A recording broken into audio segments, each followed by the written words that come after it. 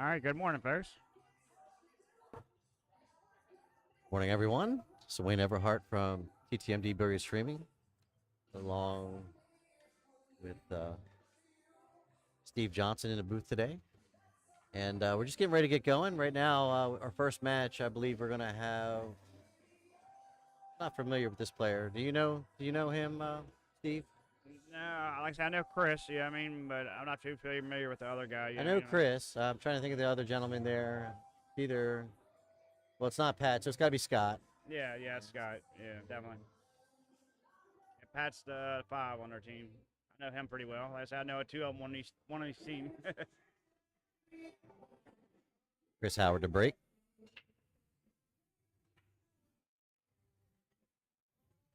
Folks, this is the beginning of our day today, so if the audio's messed up in any way, just let us know. We'll fix it.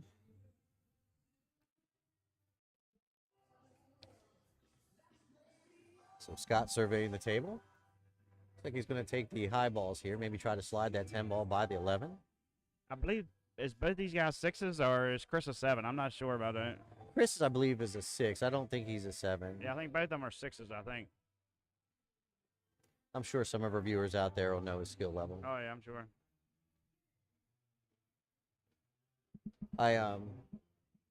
Yeah, I don't think they're on that list. This is an old list. Oh, okay. Yeah. Okay. Yeah, we had some changes going all the way up to the very end. Yeah.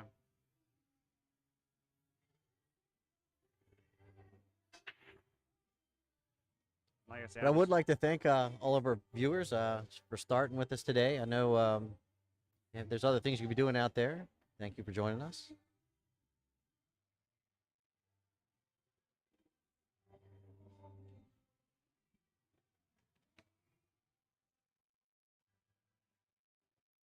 Nice. Chris first at the table here. Looks like a pretty messed up rack here with the... So go ahead with this 5 ball.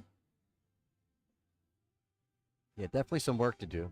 Yeah, the 8 ball's in a horrible spot too, you know what I mean? So...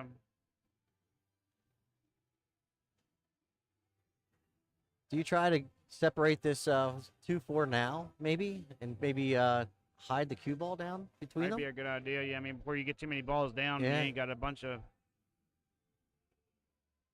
I always like trying to get rid of problems early, I mean, because if you wait till the last couple of balls... Especially when you have an opportunity to hide the ball at the same time. Yeah, exactly.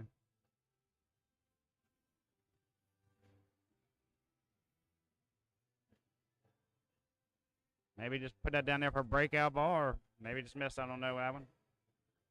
I think that's a little bit of early morning nerves. Yeah. Yeah, like you I know, say, being on the stream. he could have just missed it on purpose just to get a ball down the table, you know what I mean? Because I think Chris is a pretty smart player from what I've played with him, you know what I mean? He is. And certainly within the rules to miss balls on purpose. There's especially when you're trying to use them strategically for a breakout. Yeah, the 8 ball turns into a chess game sometimes. Exactly, yeah. It does, for sure. That's the cool part about not 8 ball that I like over 9 ball, you know what I mean? But well, yeah, especially in a bar box, the balls can tend to be a little bit more congested, so it turns into a bit of a strategic match rather than a run out game. Like I say, I love bar box 8 ball, you know what I mean? I pushed them in a little tighter together there. That's where I shot every time I shot yesterday. I was always up on something. And the problem is, I don't think you can run into these balls because, well, I don't think the 8's lined up as it. So I think you could run into them, but see what he's even if you play the 13 ball here and try to run into that stack, you're most likely going to get stuck behind the low balls there. I don't think you're going to get. Yeah, I mean, he's in a low ball sandwich right now. He's got the 7 up table, all that pile down table. So let's see what he comes up with here. He might be able to play the 15 ball in that side, or is that the 15 as well? Whatever it is there, one of the high balls there might go past the 8 ball in the side pocket. Yeah, the 15, I think, yeah. Sometimes you can cheat a little bit with the speed. Now, that's what I was worried about, getting stuck. Oh, he did all right. Oh, he almost hit him, but... Yeah, it did all right. I mean, that shot, I thought for sure he was going to be behind that group of low balls there. He did well to come out on the top side of those. Now it's the hard choice, yeah. I mean, how do you... Yeah, it's going to be a tough save here because you got the 7 ball. Yeah, because he put it down just on the bottom rail. He's got the 1 to save you with, or anything. So. Yeah, so he's going to probably pay a price here. Yeah. I see Chris landing on the backside of his 4 ball here. Yeah, that's what I'm thinking. Yeah. That's what you do here. You don't really do. You try to pocket a ball here. You don't want to do that. Maybe just thin off of the 1. Try to get behind. Yeah. The 4-2 and the 6. Mm-hmm. Or off the 4 first. Yeah, he like going like off the 4 first. Oh, just a little too. Yeah. But block the pocket. But yeah, a little too hard. Yeah. That's that early morning. It's a little brisk in here, you know. Mm-hmm. Table's a little quick.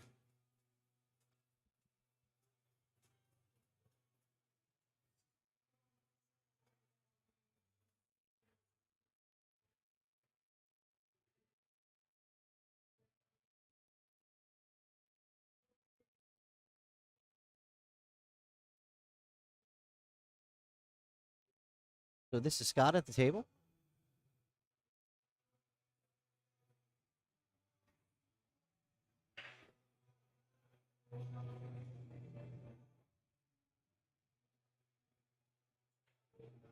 He went for it.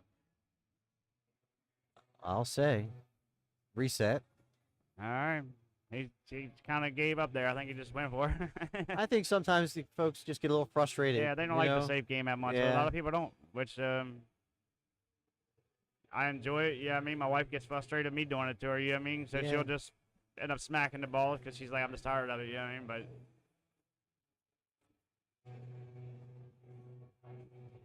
Nice shot there by Chris. yeah, but nice to push that 1 ball out. And he's got to make that before he makes a 6, I guess. But Now, Chris is another player that's been working on his game. He shoots in the Choice League up there, Top Hat, or at least he was at one point. And those tables will definitely help improve your game. They're so tight. For 9 foot gold crowns, they're ridiculously tight. oh, okay. Probably got 4 1/4-inch pockets or something. You like that. cannot get 2 balls in the pocket. There's yeah, no probably way. 4 Yeah. 1/4. My diamonds like that at home. Yeah. And I'll check them like down at Brews. Yeah, I mean they seem to be tighter than Brews. So I don't know where my table came from, but it's greedy. Yeah, I mean it's greedier than usual. I get so mad at it because I'm like, oh, any other diamond this ball goes and it don't go in my pocket. It's like, come on, man. Well, that's why you're the Maryland State 8-ball I champion. guess I don't know.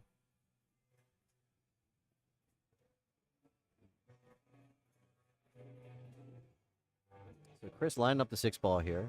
Try to play it down. Oh, Yeah, he just wanted to play a safety, which was a good shot. I think he left that open. yeah, I think he left the window there.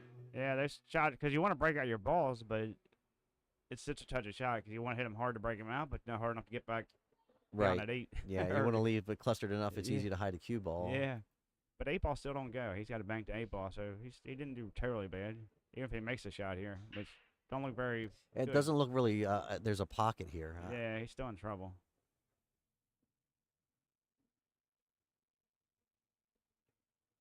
All right. That's not a horrible shot there. Yeah, it's going to leave the 6. Yeah, it's going to leave the 6 in the corner.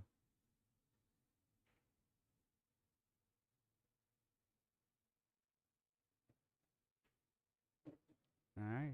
Should be able to make the 1 here, 2, and 8. Now, you got to be careful with this 1 ball not to find yourself over on the other side of the table, hiding behind those high balls. And even if you hit it hard, you can come back behind 8. Yeah, so exactly. I'm playing this just pocket speed, a little bit of outside spin. That's how I make these balls. But a lot of people don't like using the outside spin because it makes the shot a lot harder, I think. But Well, you have to definitely plan for the throw. yeah. All right. Ooh, So, dangerous there. Oh, it was a great shot, though. Good shot. I hit this ball with a little bit of bottom left. Yeah, he played definitely a little bit of bottom left. Yeah. Chris looking good here. Looks very comfortable.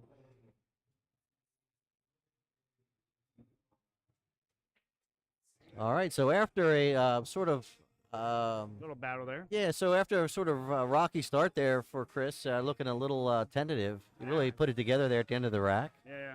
Takes the lead 1-0. Want to race to, I think are they still on the A side?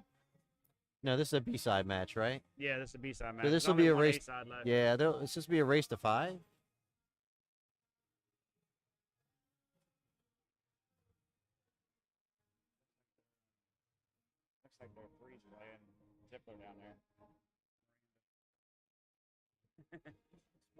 Yeah, I mean, that's what you got to do. I mean, that's what we did, but. All right, now we got, Oh, sorry, I got to change the names. I'm just changing the race real quick. Give me a second, I'll have it fixed. So next, actually, we don't need to change. So next we have Pat Atari. And Randy, right? And Randy, that's correct. Okay. I know Pat, like I say, he's from up our area. He runs some tournaments. Oh, it might be John Lawler. It's going to be John Lawler. Okay. John Lawler, yep. John Lawler versus Pat. Yeah. John Lawler, a favorite here at the green room. Yeah. Like I said, Pat's a really good 5. He's a real solid 5. He surprises you how well he plays sometimes. I mean, you don't expect it, and he plays pretty well. All right, so John Lawler, the break.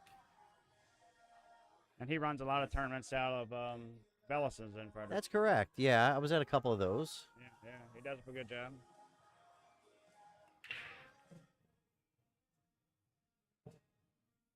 High ball down on the break. Now we're playing open after the break.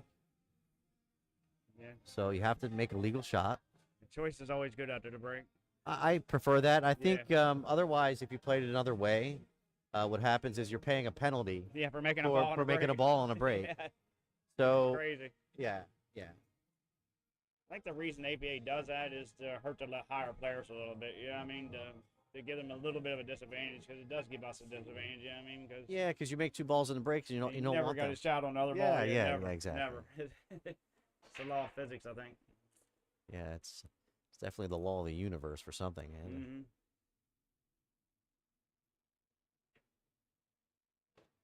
Good shit by John there. So John often partners up with Kristen Moore, and those as that pairing, they've done very well together. It's funny how some people just sequence together and they just play really well. But today, John's out here with Randy and Chris. Now Randy, also a pretty solid player, shoots league out of here, I believe. And what is he's a 4? I believe so. Okay. Unfortunately, let me see. I don't know if I have his skill level up here. Again, a lot of these players came on late. If Chris is a 6 and John's a 5, then he has to be a 4. Then yeah, exactly.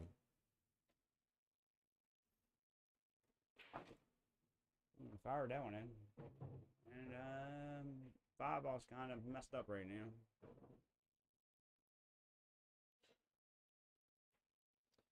So again, I'd like to say good morning to our viewers joining us, or good afternoon, early afternoon to our folks joining us today. This is day 2 of our coverage of the TTMD Billiard Streaming 8-ball, 3-person 8-ball championship. This is an anniversary tournament that we have each year.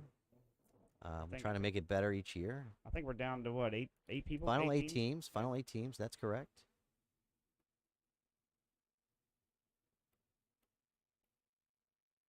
I'm waiting on my match right now.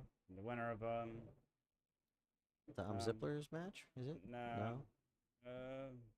Because we're on the loser side now. Tom's team put us out last night. That's right. And my brain is fried. I think it's the winner of this match right here actually plays us. We'll just pull up the bracket here. Actually, we'll put it up in the stream. That would be the best thing to do. I think I looked up this morning. I'm pretty positive it's the winner of this match.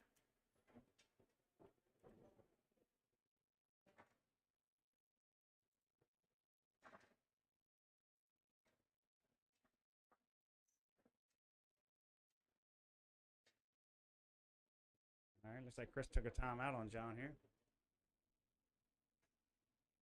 I think he's at the point in that match where if you can't run out, quit making balls. Yeah, exactly.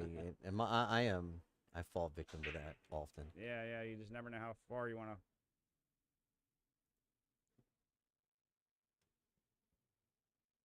And sometimes I even get caught up in it. I'll be making balls. I know ball's tied up, and I'm just steadily making balls. I'm like, I know I'm just digging this hole deeper and deeper and deeper. Right, you're looking for you keep telling yourself that you're going to get an angle on the breakout. I'll get it on the next one. I'll get it on the next one, and it just never comes. So.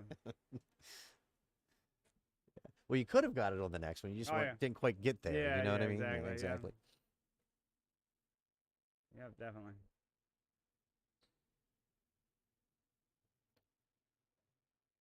Okay, so in the stream, we went ahead and put the brackets, the remaining players in the event.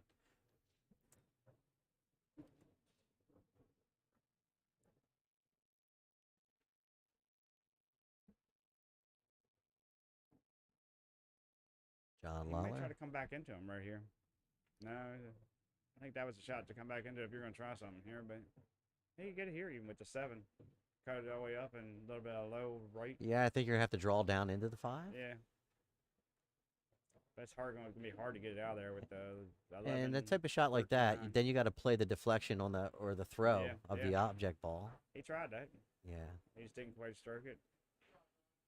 But he tied up the 11. I don't think the 11 goes now, so that'll work. It's funny how sometimes you can miss a shot by a mile and still end up in a bed of roses. Yeah, exactly. Exactly. Yeah. Seems like when I do that, everything's wide open. Yeah. It does feel that way. It's like you never forget the good roll. The only thing you remember is the ones that happen against you. Yeah. You don't get to go. You're like, that happens. It happens against me so many times. You don't even consider when you get one. So Pat Altieri to the table. This Pat's first shot, really, ain't it? I think so. I was a bit busy messing around here a little bit, pulling the brackets up. I'm thinking it is.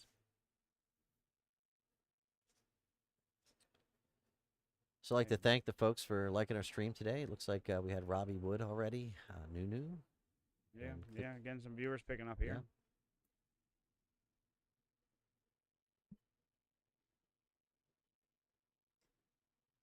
Pat's a really smart player, too, so he's not afraid to get in a safety battle with you. Well, you imagine if you're a tournament director, you've seen a few matches. Oh, yeah, definitely. So... He plays some great players, up there.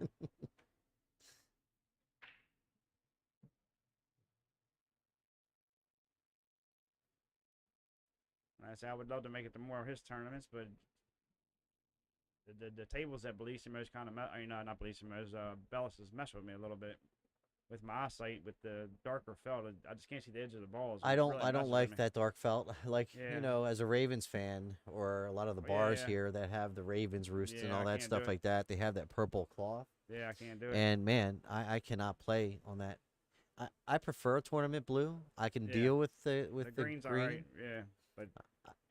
But yeah. Never felt your tables in purple or red or. Oh, sorry, I got the wrong team names down here. Let me fix that. That's all right. A little slow this morning, folks. I'm gonna go ahead and fix the lower third here and get these team names First sorted out. round here. First round. Yeah. Other things on my mind. Be honest. Let's see. We'll call it Team Altieri. I can spell his last name right. I think it's A-L-T. Let's look him up so I don't do it bad. Asking the wrong guy from spell his name. Yeah, that's all right. I'm not great. All right, great shot there.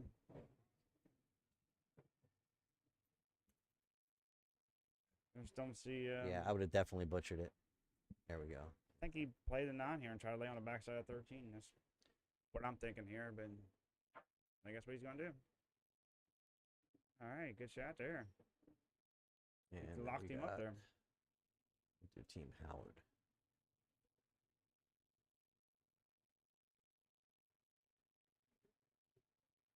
I think if I get ball in hand here, if he does get ball in hand, I'm shooting at 15 into the top left pocket there and trying to break out that 11. Draw it back into it. But he got a good hit. Well, now he's still got ball in hand. Uh-oh. I think that's the shot if you want to get out here. You know what I mean?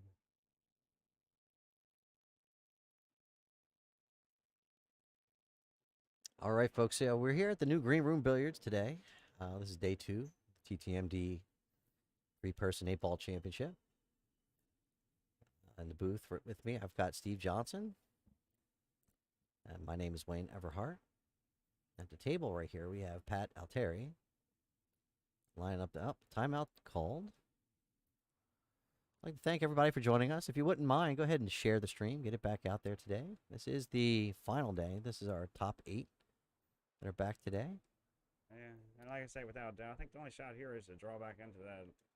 See that table a little bit? It's hard to see from here. You're looking at the table over top. I'm cheating. Yeah. I took your screen away today. I didn't realize it. See, I'm way off today. You're trying to make it hard on me here. I am. Right. I don't even. I usually look at the didn't even table hook your anyway, screen so. up over there for you. I'm very selfish this morning. What's wrong with me? That's all right. It's Sunday morning. You're entitled. All right. Let's see. Put this in projector mode.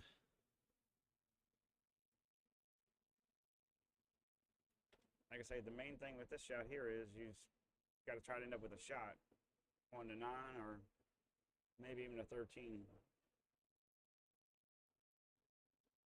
So we do allow 1 timeout per rack, per player. It might be too small of an area for him to draw. Maybe he don't feel comfortable or something. I don't know. But you ain't got to draw it that much. You just want to nudge it. You know, if you just nudge this, the 11 gets sit right in front of the pocket. Touchy shot. Let's see what he can do with it here. Yeah, I think it's not. Oh, there it is. perfect. You called it. Yeah, that's Well that's done. What you need to do. But it looks like it's a wonky angle right now for the 11. It might be. I don't know if he can draw it out. Oh, he's okay. Ball. So he's got the 9 ball. He's still gonna have the 5 covering the face of that 11. Yeah, I don't like. There he goes. That was a pretty decent shot. He got away with that. 13's gonna be. He's going to. You hit the 13 now. I guess and come up table and try to do something. Oh man, you got to get above the 5 then. Yeah, that's what you got to do. I like that shot better than trying to make the 11 here and going around 3 rails or whatever he's got to do here. Oh, look at that right through. Oh wow, well done. Great shot. Thread the needle between the 7 and 8. It's gonna be okay here. Just gotta control the speed. Yeah, as long as he don't stick it behind the 5, he's all right. Control the speed. Oh, that was a great shot. Gonna call that 8 ball in that bottom left-hand corner. He's a strong 5.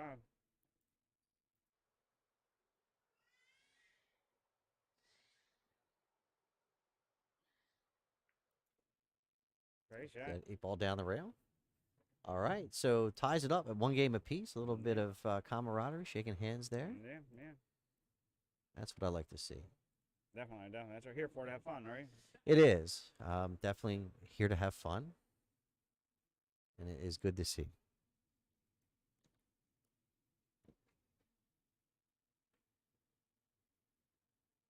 So we are monitoring the chat. If anybody wants to chime in, we're happy to banter back and forth with you. Right now, we'll have Randy at the table. Randy. It's a 4, I think. Randy Fox. That's right. And he must be playing Lisa here. I'm not familiar with Lisa either. Lisa Dawn. She, I think she shoots down towards closer to the DC area. Yeah. I could be wrong. Okay. But I think I've seen her at bank shots. Mm-hmm. And I've seen her play at Pat's tournaments. There at Bell's.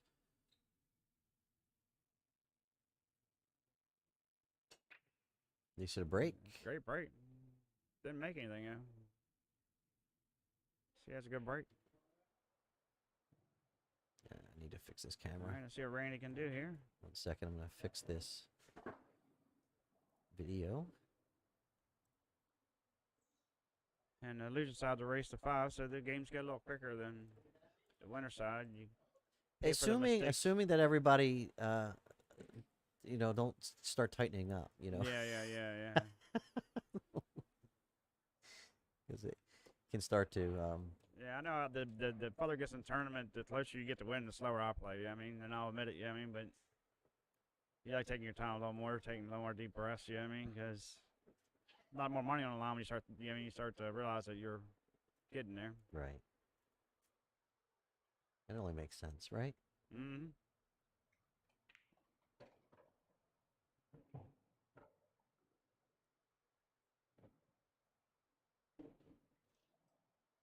Folks, just be patient with me. I'm sort of messing with these cameras a bit because I'm seeing some hesitation and stuff, and I'm a bit of a perfectionist. I'm trying to get this right. All right. I think Randy's looking at just 1 ball here. He's got a cluster there. He's going to try to break. He might try to do it right now. I don't think he has the angle to do it right now, but.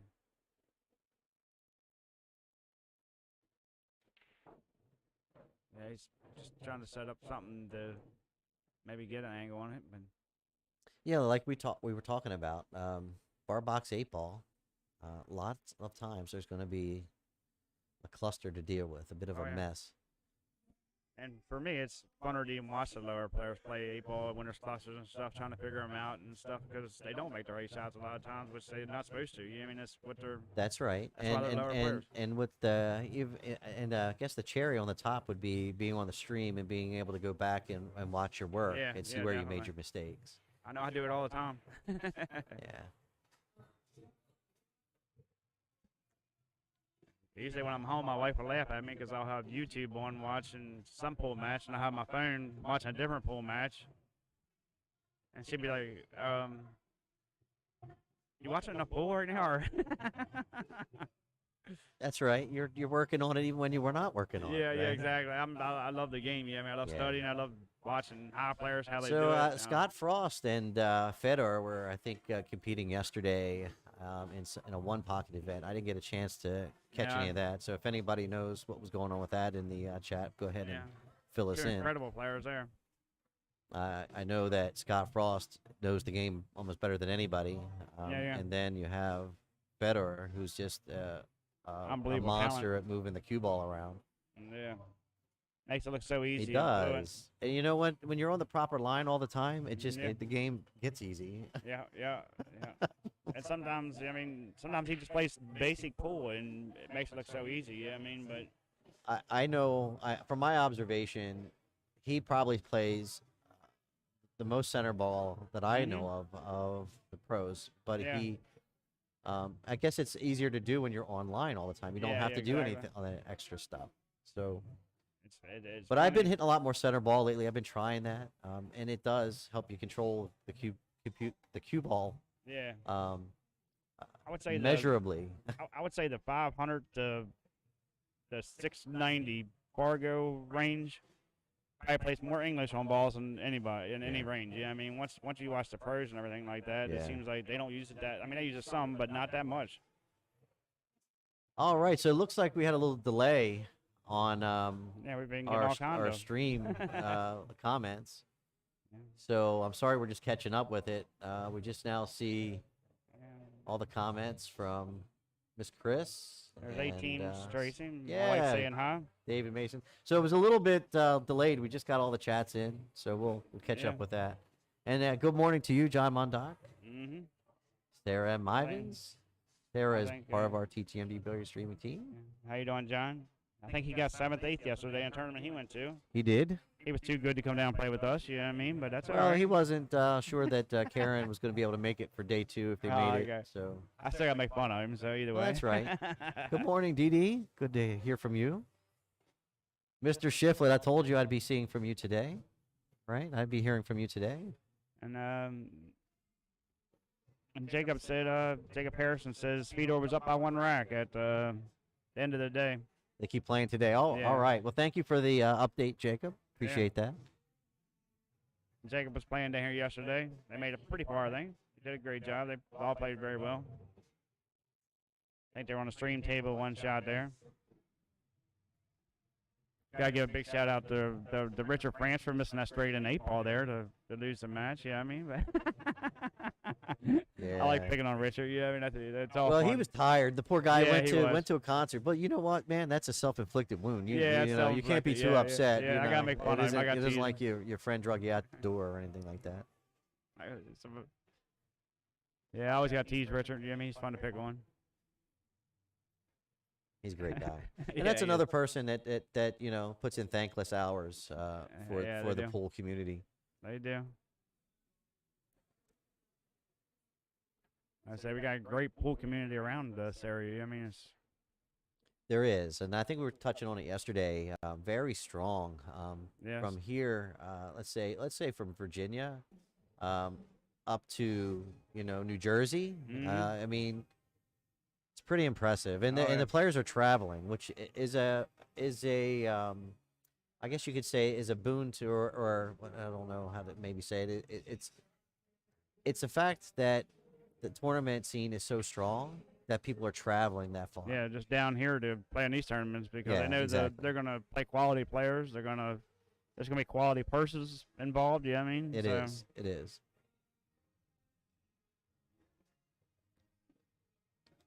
Like I say, if you like tournaments where you're playing a lot of semi-pros, this is the place to be because this area has a ton of them. They do. And not to mention, a lot of people, and I'll just touch on this, there's a lot of people don't realize that even in this tournament, we had a number of semi-pros, a number of them. Tom Zimpler has gone to the U.S. Open, qualified 16th or finished 16th. Yeah. Clint Clayton, Great player. Tom Long, right? Yeah, so, Long, I mean, yourself. Yeah. It just goes on, and Dylan Spoor. Dylan's one on. So there, I know that maybe some people aren't aware, but there is a lot of top level players that in this tournament today or here yesterday. So it wasn't like there's just one semi-pro status player here. Yeah. I heard some of that mumbling, but just want to put that to rest pretty quick.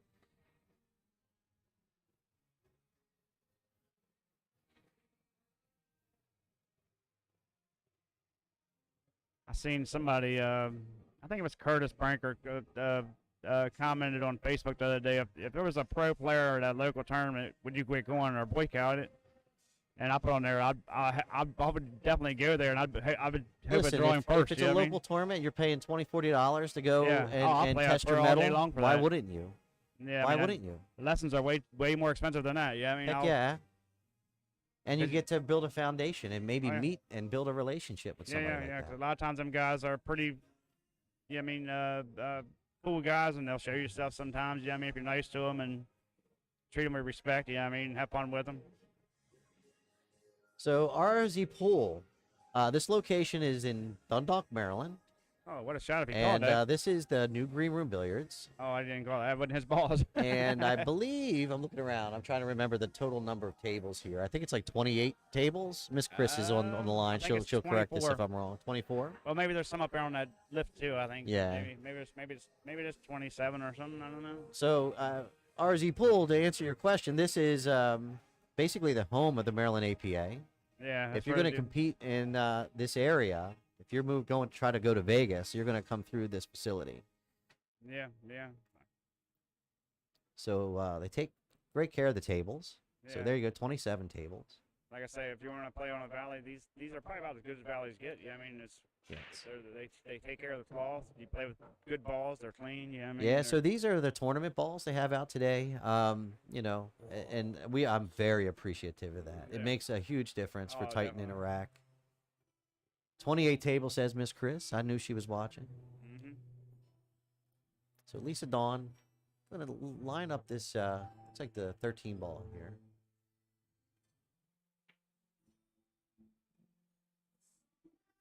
She's got a roll. Chris, you know too much already. You don't need to know anything else. So RZ is from the Pittsburgh area. Thank you for joining our stream. Appreciate that. You can follow us. We'll have other streams coming up in the near future.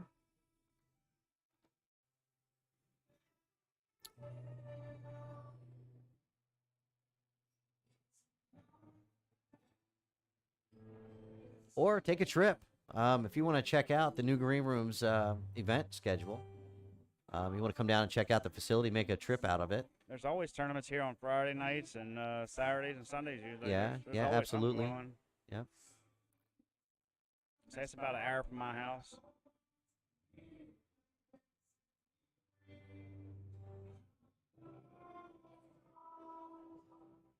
Oh, thank you very much. Thank you very much for following us, RZ.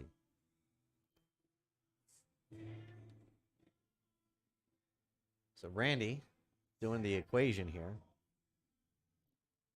What's your method of kicking? A lot of times I'll it's kind of hard to explain. A lot of times I'll use a stick to measure out where I need to hit the rail at. Right, I've seen that method before. Yeah, but a lot of times I go by feel a little bit too, you know what I mean? Because my feel usually is a little bit better than my. Well, that was a good shot there. Very well. Hit it dead in the face. Yeah, he did a good shot. So good hit. It's not going to be rewarded. No. Rewarded for not giving a ball in hand. Yeah, but I think she's a 4-2, right? So. She is, and she can make some balls. Yeah. Mesh fours are this is probably a 50-50 run out here. You know what I mean? I would say.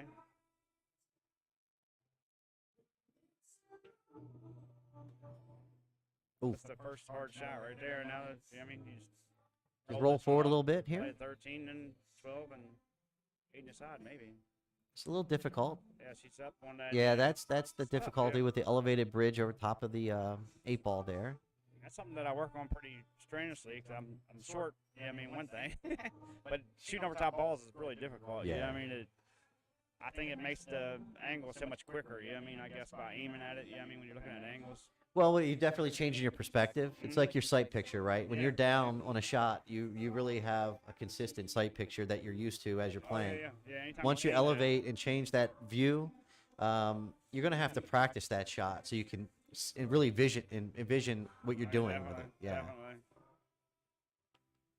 I saw a video of Tyler Steyer's wife. I'm trying to remember her name. I know there's someone in here. Let me know. She was doing nothing but shooting drills off the rail at every diamond around the table. Oh, okay. And that seemed to me like that's a pretty good way. Yeah. Oh yeah, learn them rail shots. Yes, exactly. There's something you use all the time. Every game you play, you're gonna be shooting the ball down the rail. Usually. You don't see many people doing an elevated bridge practice over top of balls. Yeah. Very rarely. Yeah. And I'll actually do it because I'm dumb, you know what I mean? But well, I would say that's probably along the line of trying to be a professional pool player, top pool player. Yeah. You got to put those efforts in. Yeah. Got to practice everything. I mean, I wish I had more time to practice, but that's what happens when you're working stiff, dude. that's why I say that thing job thing really kills my pool game. You know? I mean, if I didn't have that, I'd be a really good pool player. Wouldn't have that money. I'd be living off my wife. But. Yeah, well, she wouldn't have it. She'll tell you, quit that shit. Excuse me. Language.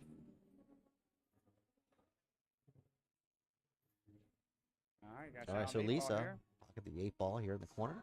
Basic shot here. Oh! Wow. She lay right on top of that 5, but she got a pretty easy safety here if he wants to leave her a bank shot. Yeah, I mean, because making this, you have to cut it, and that's a hard shot. And you got to get back down table. I like just trying to put her on that bottom rail down there and let her bank it. You know what I mean, that's what I'm doing here. But, where are you going to send your 5? I'm going to try to put her, I think, on the top left side of the table down there, just so it's hard to bank it even. You know, so you can maybe even try to cut it. You know what I mean, that's all right. So even if I make the 5, I'm just going to call it safe. You know what I mean, I'm just going to try to put her down there on that corner of the table. Got it. I got it. So call your pocket safe here. Yeah, just call safe, and he went. That's good. You leave that cut bank, which I like that backup bank. Yeah, I mean, but he can bank his ball either way now. So I think 2 options. I think banking it towards that 5 is a little tougher. If it goes by the 5, yeah, so I think I got to back it backwards here, towards that bottom left-hand corner. Or you can even play safe here. I like even going off like the top side of that 8-ball and leaving more on the rail, leaving that hard cut. Like a blind cut? Yeah. Because you are playing another 4. You got to think you ain't playing a pro here, so you got to weigh out your options. Yeah, That's right. Looks like a timeout called. If I'm playing Dylan here, I'm probably going for the shot. Yeah, I mean, but if I'm playing a 4, I might go it over there in that corner. I'd like to say thank you to the New Green Room Billiards for having us out today. Yeah. Little great place. Intermission while they're calling timeout. Come on out and check us out down in the Dundalk, Maryland area.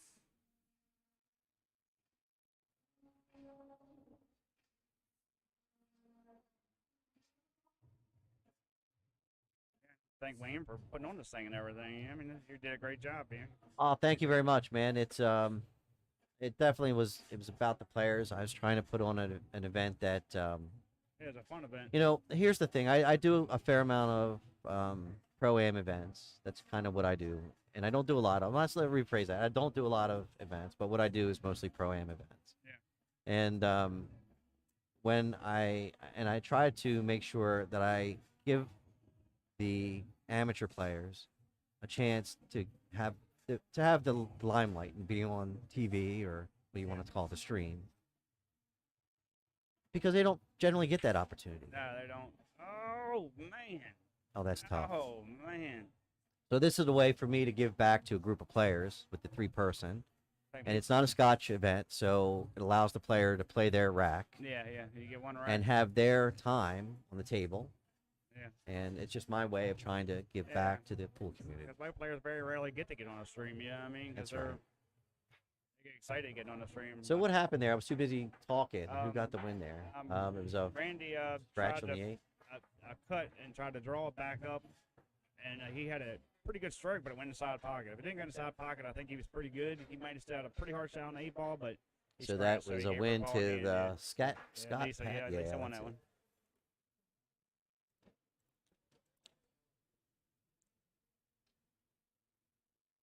Yeah, so I don't like going for that 5-ball. I think I'm just laying on the rail again. Yeah, I mean, it was a hard shot, hard to get back on the 8-ball.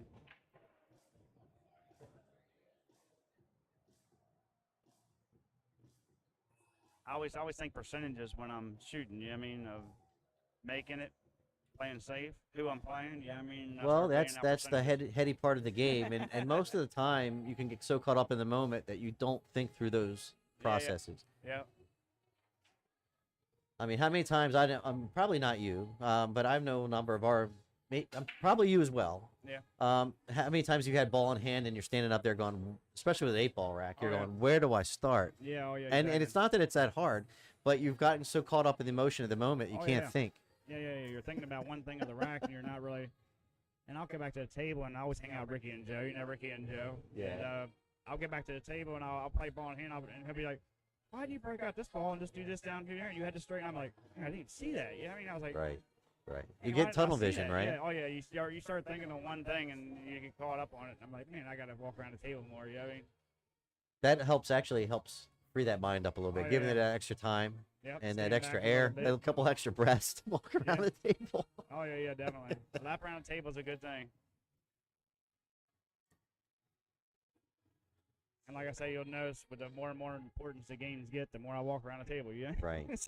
And I think that's a lot. That happens a lot of players definitely. here, especially winding down to the finals. Mm-hmm.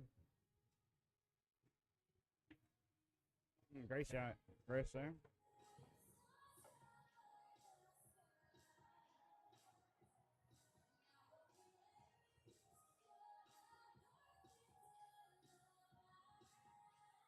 So Chris Howard, I just built the website for those guys. You should check out those. Check them out. HowardHomeContractors.com. HowardHomeContracting.com. Look it up. Give you the wrong URL. But local home improvement folks.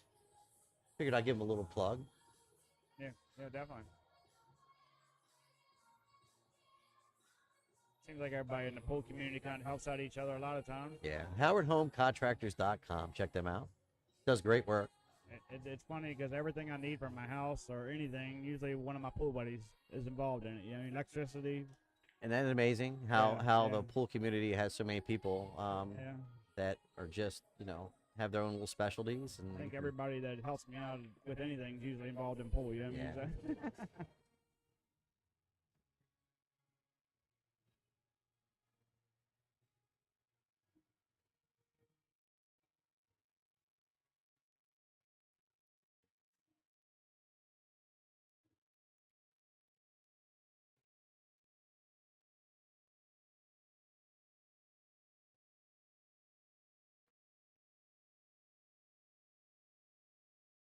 Ball here. This is going to be the problem. He got straight in on the 5. I think that's why he's mad right now. But does the 4 go?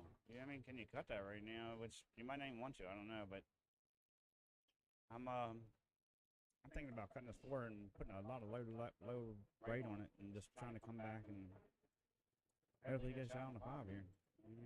Because you want to get back above it, but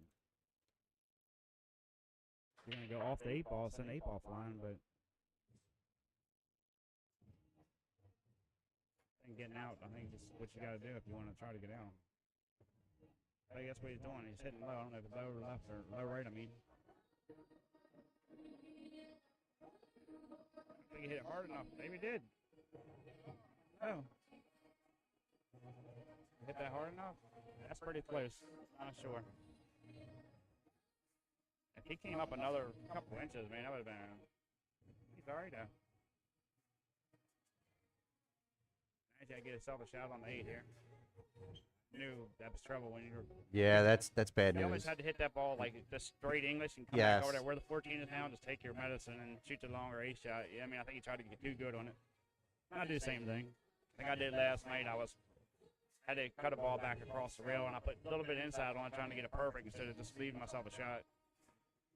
Sorry, I got one of our feeds are playing audio in the background. Let me find it. There it is.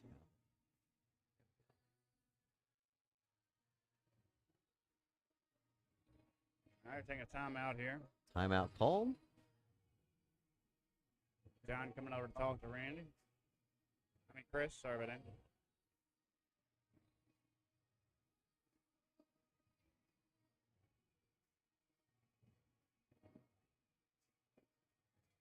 So going for this kick. Is that what he's doing here? Going for the kick at the 8? Yeah. You almost got to here. You got to go for it. 'Cause even if you hit the 10, you might still make it. You know what I mean? So are you trying to hit this pocket speed, right? So if nothing else, you block the 8 and block the hole? Only hard enough that if I do hit the 10 ball, it's still going to go. Yeah. I mean, that's the speed I'm thinking right now. Well, yeah, in fact, you got the 10 ball to help you here, right? I didn't really consider that. Yeah, if I say you got a double shot here, you come off the rail and make it, or even off the 10.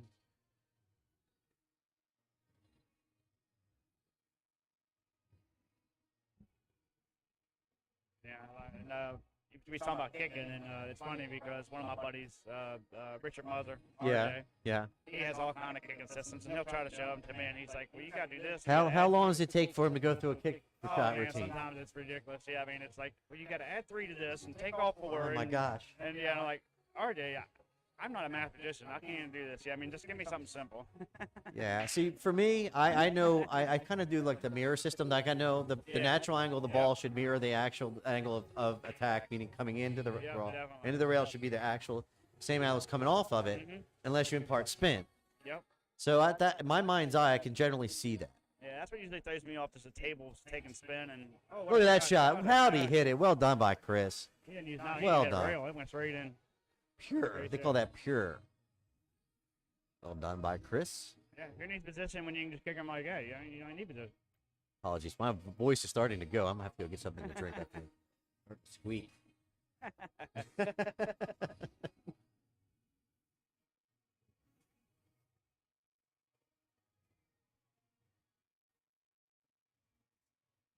So next up we have Pat, Terry, John Lawler.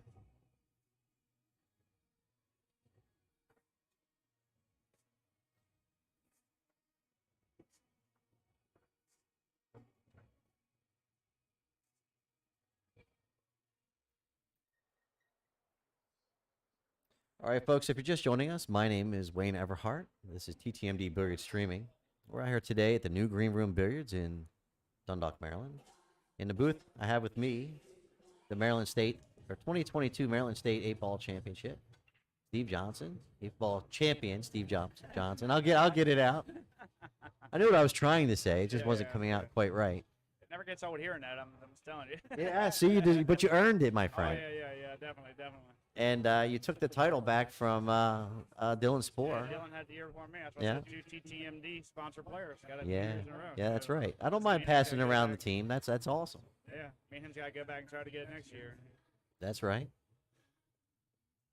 Yeah, I got to work on my game a little bit more and get a little bit better. But I'm always thinking that I could run 20 racks in a row, and I'm like, I mean, why couldn't I run 30? Don't lie. Yeah, You're running 20 racks. He's lying on his 20 racks. Yeah, I don't run 20 racks. I'm just giving an example. I run 2 racks. That sound better? That sounds great. All right. RJ's going to rag you. Yeah, no matter what. I never thought I played good enough. You know what I mean? So no matter what.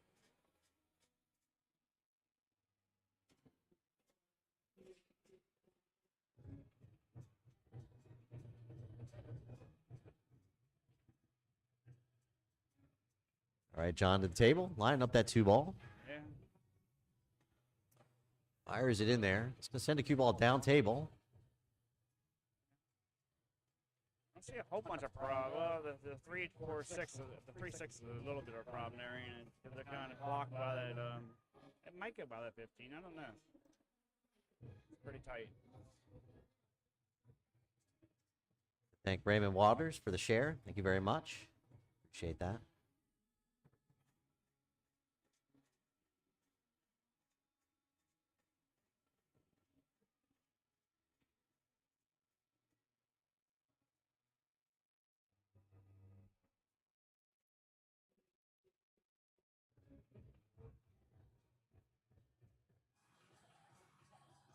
So John cruising around the table here.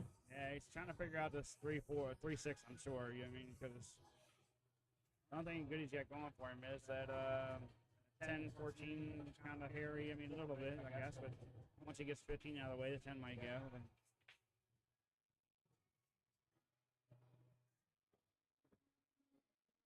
he's playing. He's playing Randy, right? That I believe he is playing Randy.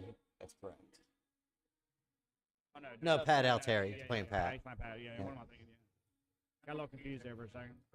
Yeah, we were trying to keep the individual names and posting them up in the lower third there yesterday. Man, but that becomes a problem. It's a lot to keep up with. So he just went ahead and put the first names in there. We're going to leave them in there. Well, he's trying to Go from combo there. here. If you think about the combo with the half a pocket there, that's half a pocket on a valley is like a whole pocket and a diamond, ain't it? Some kind of. I you know, that's a case. That is the case now. There is different cut diamond tables. You have the diamond, you have the blue labels, the red labels. Yeah, the red labels are a little more forgiving, I think. Yeah. Hold on. I think Steve's got his mic round backwards. Yeah. How about maybe now? I do have my mic round backwards. Is Oh, yeah. that any better, that's probably folks? better. You know, my wife was saying Dylan was muffled last night, and he's probably doing the same thing. Yeah, I mean, probably. So let me know if that's any better there, Jacob. Yeah. Thank you. I know Jacob wants to hear me. Yeah, I mean, so.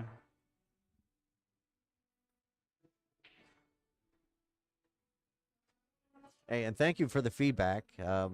Without knowing that there's a problem, we can't fix it. So thank you. I went for but it's not horrible. You know what I mean? I don't think. You know what I mean? But yeah, maybe it is. But yeah, I mean, he's got a little cluster there with the 11, 14, 15, yeah, or 13. I mean, but got a couple little. All right, so wife says I sound much better now. Oh, okay. Thank you.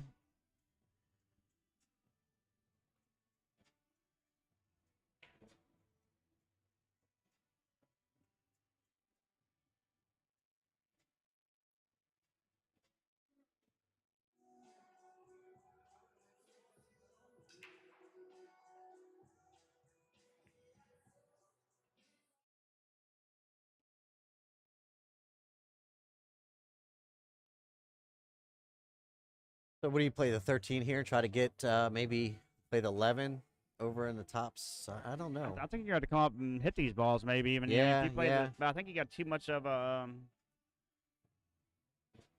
Not enough of an angle to come back up and hit them ball. Maybe you do. Huh? Oh, he tried to get the 6 out of there, but I don't know. Well, I don't know if that 10 goes you by did that get the 6 or 6 not. out of there. Now, can you play the 11 in that top side pocket? Yeah, I Get think down he can table definitely enough play that you can play the 10 down. Yeah. If he can do that, he's good. But he might have too much angle. Yeah. Might be too straight. The 12 might go by that 10. I don't know. That's it's a so tough hard to look tell. too, Here, yeah. Hard to tell from there. Yeah, it's A little far away too with this angle.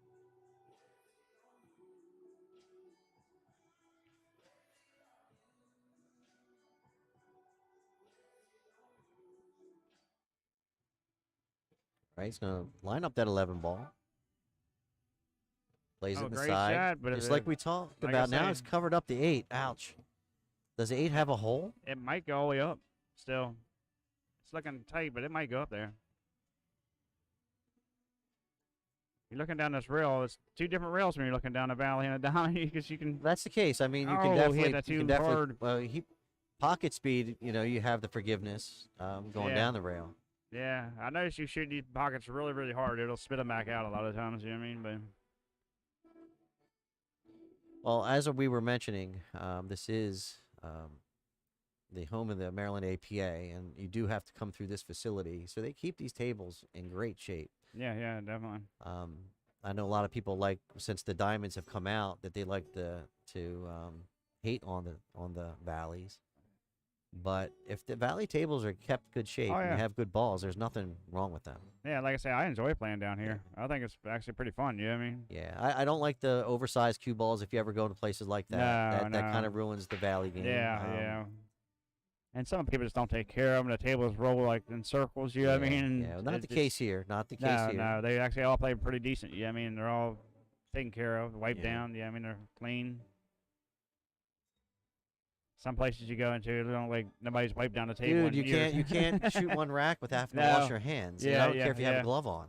Yeah, like I say, I played all day yesterday. I didn't even notice no blue on my hands whatsoever, and that's usually it. unusual. You know what I mean? That's So. it.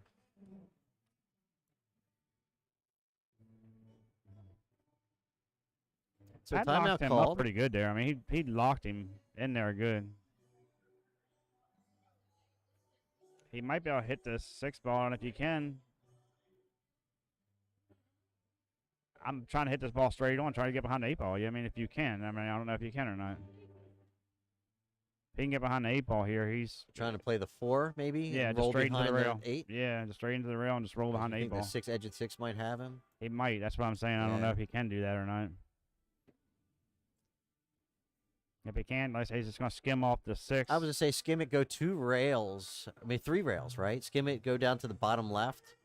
Yeah, off the that's 6, what I was saying. Yeah. and Just go down, try to go on that 3 bottom rails, rail. try to get around. You behind got to try to keep that ball behind the 6 ball if you hit it softly, but it depends what you really want to do.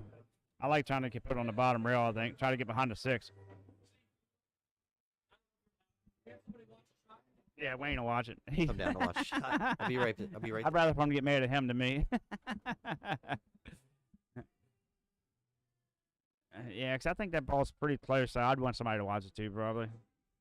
Like I say, because the winner of this is going to be in the money, so this is a pretty important game here. Like I say, I think it's going to be a good hit no matter what. Yeah, I mean, but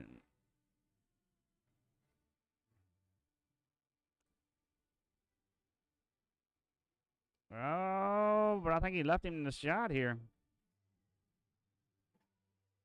But he's still going to have a pretty tough shot on that 8 ball. If it don't go up in the top right pocket, he's still in pretty good trouble here. But like I said, if it goes up there, he's just got to do a stop shot right here and try to cut it up there is all you can do. So Miss Chris gave props out to Alfonso. He wipes the tables down every day. Okay, yeah, he does a great job. I've met Alfonso. He's a great guy. Lots of personality in that gentleman. Give a cigarette? He wants to say. He said he wants a cigarette. All right. Oh, we hit that. Oh, man, he went to stop that. I know he did. 'Cause I think it went up in the top right corner. Yeah, I mean, but it might got a bottom right here, a bottom left. Yeah, I mean, so we'll see what happens here. I don't know how. Yeah, I don't can think make you're that. liking it too much here. This Yeah. is what you dread in 8 ball. If you get into a situation where you're on the 8, I'll tell you there's what. 3 balls on the table. If that 6 ball is not in the way, you might be able to just pound straight into that ball and shoot the 6 straight in the corner. Pyramid yeah, right down into the corner. Got to worry about scratching in the side, right? No, No? I'm hitting the 8 ball straight on. It's Oh, going to stop straight on. shot. Oh, yeah, I got it. and I got it. Squirting it down there, but I don't know if he has the right angle or not. It's so hard to tell from the stream. You know what I mean? But I think that's what I'm going to try actually. But if anything, you might leave an 8 ball in front of the pocket at least. I don't like cutting this because you're probably going to scratch right where you're trying to make the ball. But Yeah. Now, in the rules today, if you scratch on the 8 and don't make the 8 ball, it's not a lost game. yeah, if you make Basically, the 8 scratch, you lose. BCA rules. Which is really good because I see a lot of times it makes you a little more aggressive on the 8 ball because you know if you scratch it, it's not Right. a loss. You know what I mean? So.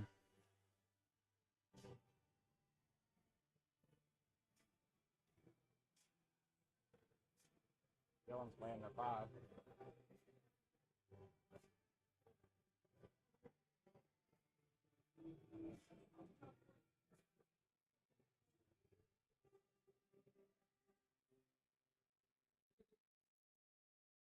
Switch camera views here a little bit.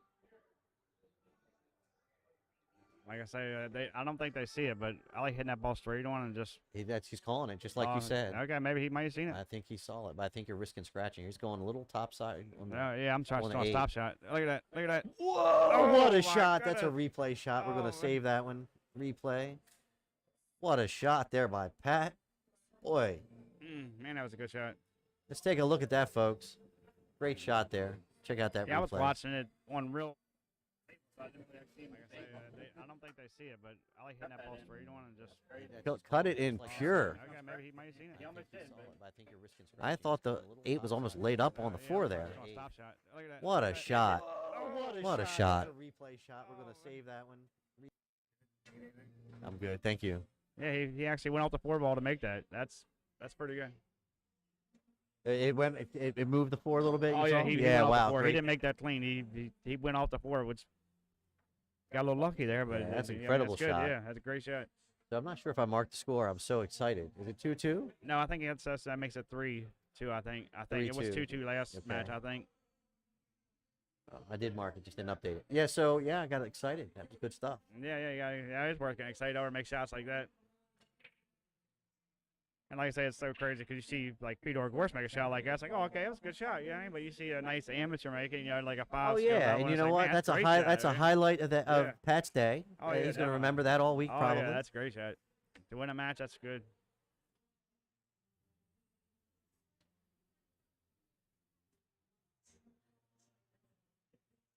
This looks like a pretty clustered rack here.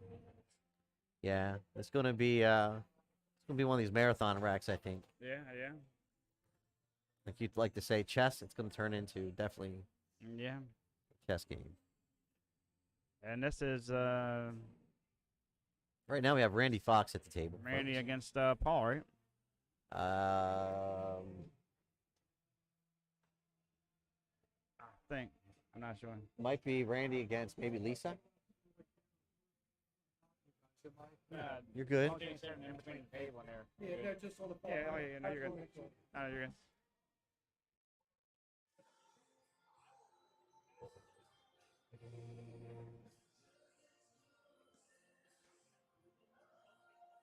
And so this is Lisa Dawn at the table.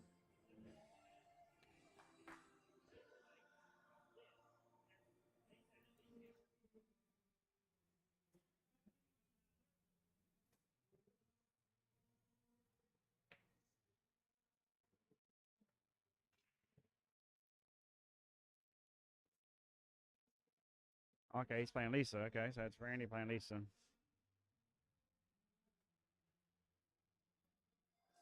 This was a pretty good battle last rack.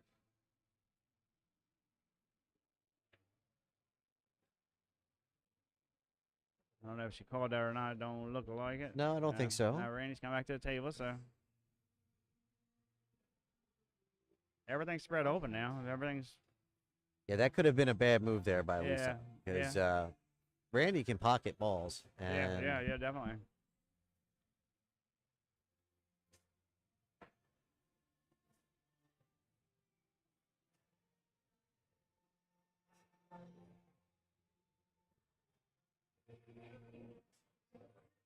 And he's trying to get comfortable play that shooting 5 that.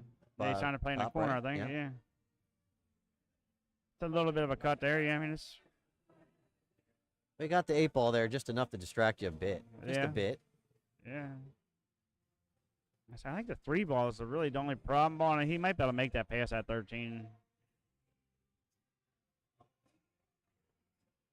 Nailed it. Hit that ball. But Don't cover up the 3. Yeah, he covered up 3 a little bit more. Yeah. So the 3 don't go all the way up because the 15 is sitting up here. No, in that yeah, pocket. you got a stripe down there in the other corner causing you a problem, so you can't go the other way with it. You got the 13 in the other corner. Yeah. So I got the 15, I think, in the bottom right, the 13 in the bottom left.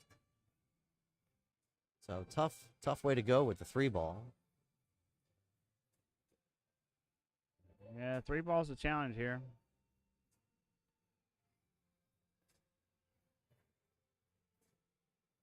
And like I say, it might go even. I mean, I'm not 100% sure. Yeah, it's hard to tell, but the 8 ball definitely gives it a little bit more challenge there. Yeah. Especially if you're trying to transition off from the 7. We'll see how he's planning. I know one thing. I'm trying to leave it in. I'm trying to leave that 3-ball in the pocket if I can't make it. Just try to put it in front of the pocket. When I first started playing pool, I used to play on a older gentleman's team, Bill Krantz. I don't know if you ever met Bill Krantz I've or never not. met Brent. He was the king of safeties, you know what I mean? So he would beat it in my head. He's like, don't even worry about making balls at beginner racks. Just push them in front of the pockets. You know what I mean? Then when everything's in front of the pockets in your way, you know what I mean, that's when you run out. You know what I mean? And that's how I learned how to shoot pool, yeah. Right. Well, there's nothing wrong with that, but there's different schools of thought. A lot of players, there's some players from the older school that just would try to run out all the time. Yeah, definitely. If you played safety, it was like a sin. You know what I mean? they would say, kind of pool are you playing? Yeah. Called dirty pool, everything else. Exactly. I mean, it's like, I love the strategic part of it. You know what I mean? But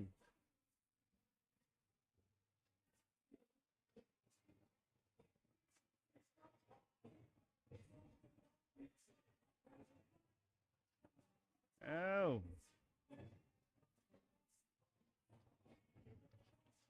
So now he's got the 3 and 2 tied up really good now.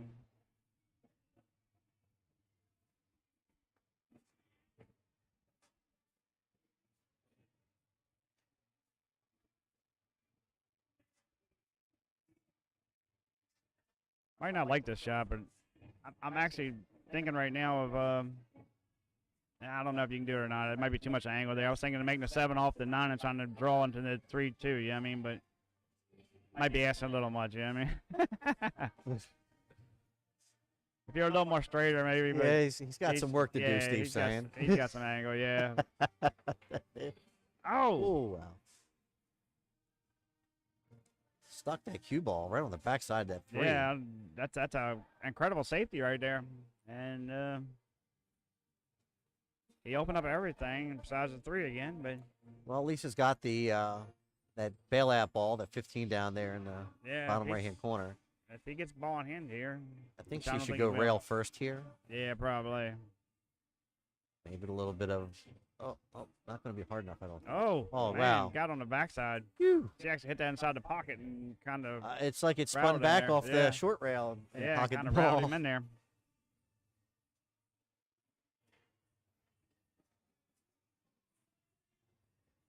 Oh, that's trouble. Oh. All right, here he goes.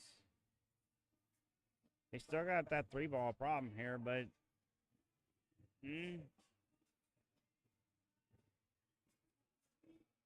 See what Randy's thinking here. I'm shooting this 7 and trying to run into the 9, like to get down below that 2 ball. That's right, and that way you could probably get over there to where you play a 3 in that top side. Yeah, try to get on the backside of 3. Yeah, that's a touchy shot. Yeah, I mean, it's a pretty higher skill level shot there. Yeah, I mean, but let's see how he does with it.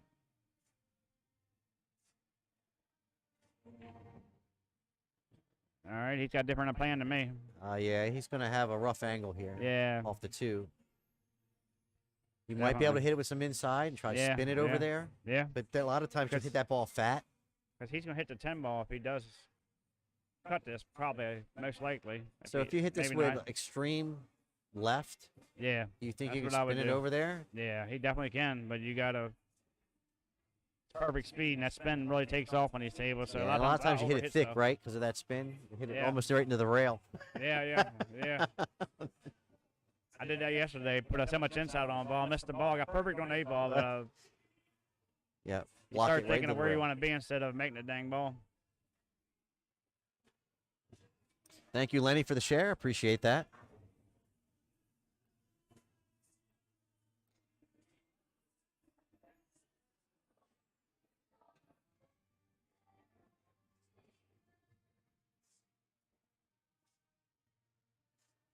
So, folks, thank you for joining us and on your Sunday afternoon. Yeah, like I said, if I was home right now, I'm sure I'd be watching. Thank you. Thank you very much. And this is our second day of the TTMD 3-person 8-ball championship. This is our anniversary tournament. We're going to try to put it on each year. Try to make it a little better each and every time. Learn from our mistakes. Yeah, definitely. Make it better. Yeah, I don't think I made it to this one last year. But You didn't. No. But like I said, we're making it better each and every year. Yeah, definitely. I'll make it here from now on, but I try to plan out. My wife has me do a calendar on my phone so I know what tournaments I'm in, so I don't double two tournaments and have a couple weekends off here. Yeah. You know what I mean? Because you always got to spend time doing other stuff besides shooting pool. Oh, yeah, yeah. And you know what? I'm at that time in my life right now where I'm trying to slow down on some of the pool and try to enjoy things a little bit because I've been investing a lot of time over the last 4 years into the pool community. Yeah. And, you know, sometimes you got to take a little time for yourself. Oh, yeah, definitely.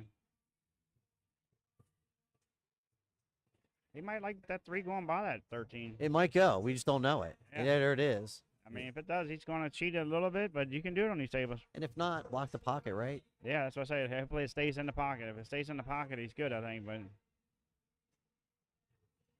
and like this is the valley table, so hit the right speed. You might get the pocket to accept the shot. Oh, yeah, just pocket speed here and heavily drop it right in there. Oh, he hit way real thick. Yeah, real thick. That's a hard shot. Yeah, I mean. So maybe there wasn't as much space there anyway than we thought. He was just sort of going for the block shot. Yeah, maybe. Just hit a little stiff. Yeah, that or just a little tight. Yeah, that's it. That happens too, you know. Yeah. Some people start thinking, I mean, this is the money round. Yeah, I mean, so. That's right. So Lisa Dawn on the 9-ball here. Oh. Well, she caught that ball thin. Yeah. Maybe a little nerves, like you're saying. Yeah, you know what I mean? Definitely. Like I say, it's getting down to nitty-gritty now. You'll see a lot more mistakes, I think. Some people get better in these situations, and some people get worse. Yeah, I mean. Yeah, I tend to shoot better. I think I do most when of the the pressure's on. If I can make it through the first couple of rounds, I get real tough. Yeah.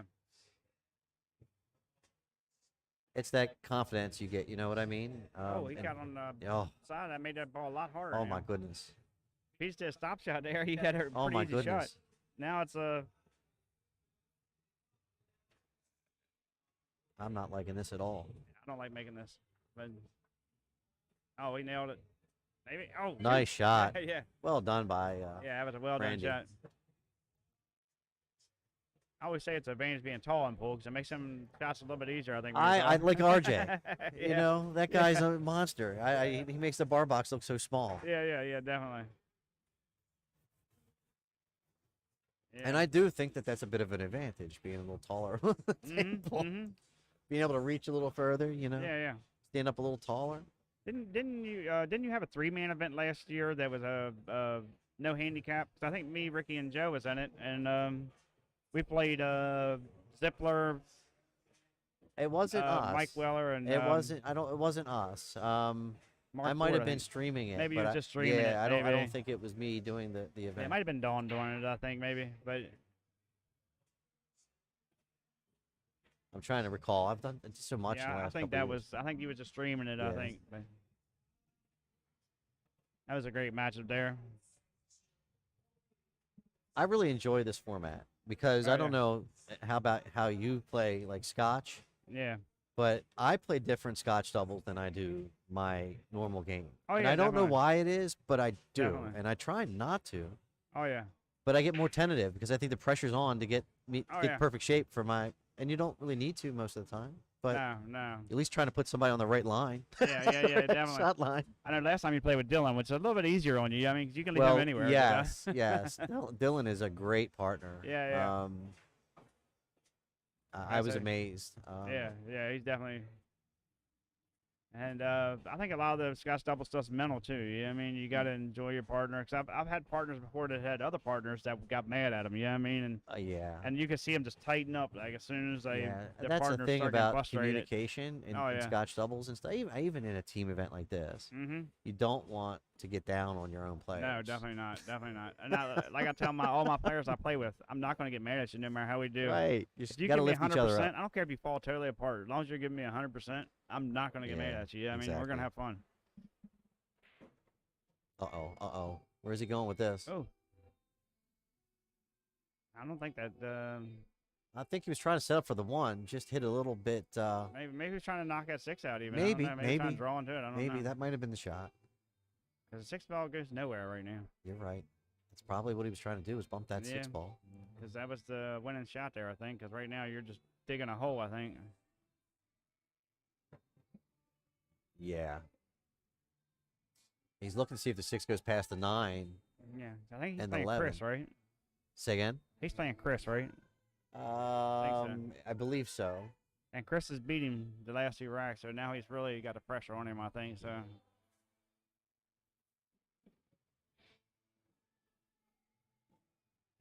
And, yep, 6 might go down there. Yeah, but it's a little troublesome now. I'll tell you from what, that it might angle. go off the 10, though. Yeah, I mean, I think you can draw that off there and Guys, make it careful off not the to suck 10. it right into the side pocket.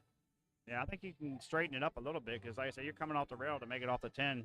I think you're good if you do that, but you got to stroke it a little bit. Yeah, I mean, but And you got to hit it hard enough that the cue ball clears that 10 ball, right? Yeah. Or you can even run into the 10 ball. It don't matter. You're gonna have a shot on the 8 ball unless you get behind the 13. I think it's the only. Well, let's see what happens. It's about to get interesting here. Yeah, like I said, you got to come off at 10. I think to. Assuming he's trying to make this ball.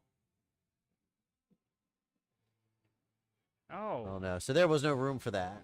Yeah, if it is, he hit it way too thick. Yeah, I mean, or way too thin or thick. I mean, yeah, thick. Yeah. He must have thought there was a shot there. I don't think he would have tried it, but I think he just hit it thick, maybe. Here you go. He left Chris a wide open rack again. So it's going to be the opening shot here that Chris needs to get going. Often, that's it. You come to the table. You just got to get that first shot to get going. And this right here is a confidence shot. If you're not that confident, I'm shooting the 9 ball straight on and trying to stay behind that 12 ball. You know what I mean? Yeah. But he felt So he's going to go with the tester. Yeah.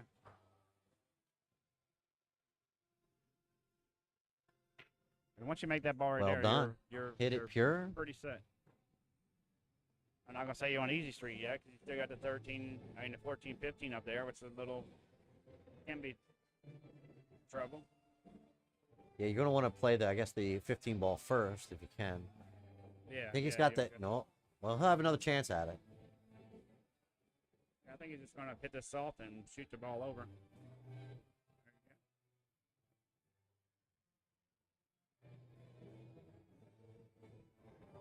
And, He's got to still be thinking about that 15 ball, right? Yeah, you can play safety right here. Just hit the 12 soft, but I mean, people like running out.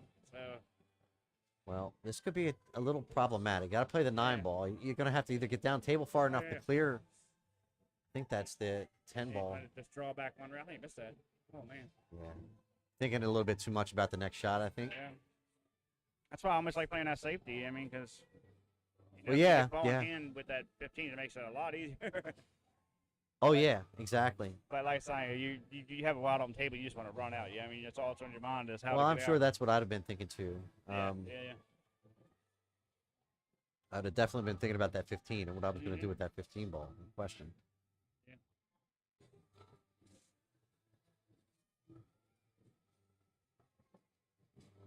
We'll hit that pretty smooth. Can't see the. Oh, I think he's all right. I think he's all right. He can cut that. Oh, he's falling. Yeah, he's going to call it all the way down in that bottom right-hand corner pocket. I'm looking down. It looks pretty tight, but he might be able to make it. This is the go up by 1. I don't see him putting any spin on it or anything, so it must get pretty easy.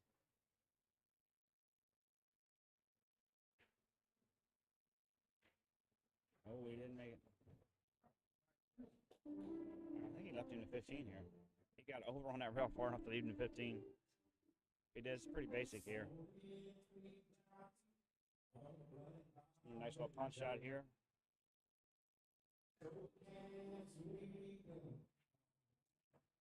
We hit that ball really hard.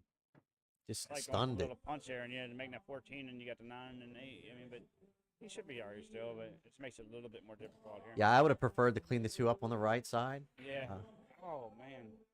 Wait a second. Look at this. Yeah, I'm just happy I'm back at the table at this point. Oh yeah, and he's probably feeling the same way. Yeah, I'll take the bank shot. Yeah, I mean, because I think I'm cutting this ball. Another shot here, if you don't feel comfortable doing that, is playing into the 8 ball and try to leave the 8 ball in between the 9 and the cue ball, and leave him a tough shot. Yeah, I mean, yeah. If you don't feel comfortable making the bank, but I'm trying to leave that 8 ball in the pocket if I do miss it. Because that 14's probably gotta go up that way. So you're definitely banking this ball. You're not cutting it in the bottom right. if it's you? I would have to look at it, but I like cutting over banking, I can tell you that. But valleys are pretty forgiving. Yeah. The only thing I don't like about cutting it is you could scratch. I mean, if you Yeah, you got the look at 9 it ball over outside, there? Yeah, you could scratch off the 14 or the 9. You know what I mean? Depending.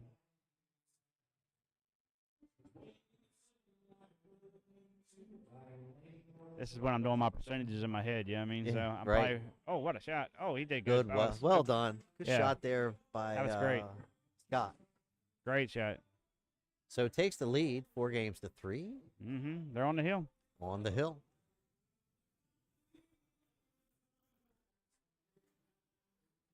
Folks, if you're just joining us, thank you very much. My name is Wayne Everhart. I'm in the booth here with Steve Johnson. And we're covering the TTMD 3-person 8-ball championship out here at the New Green Room Billiards in Dundalk, Maryland.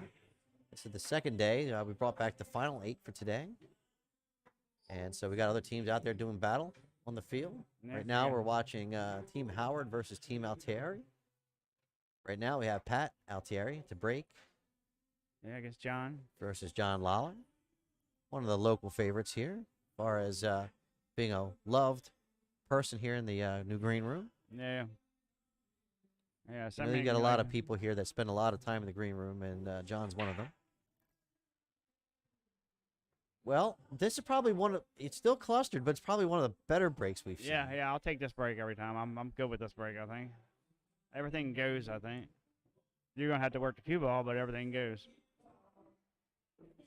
It might be the first shot here. It might be the... Yeah, that's how it happens all the time, right? You get a decent break, you pocket a ball, and it's open after the table, and you're still going, well... Yeah, it's like, There's not a real great shot here. I don't know if the 1 goes by the 2 in that corner up there to start with. 15 can go by right down here where the 8 ball is. I mean, you can cut that one in. Yeah, I mean, you got some shots. I mean, I ain't saying he's got nothing, but... 10 might even go on the side over there, or 12 ball, I mean, but... Oh, there you go. That was a great shot. All right, now his focus is the 13 ball. If you get a 13 ball in, it's probably going to take the 10 now. Yeah, or the 12. Is that the 12 there? Yeah, 12 ball. 12 ball. Oh, whoa. Stay off of there. He might have the 11 ball. If he's got the 11 ball, he might be able to punch it Actually, off might have worked out great because yeah. if you make the 11 ball, give him the angle for the 13 that he wants. Yeah. I think the 9 ball's got to go in that bottom right-hand pocket up there.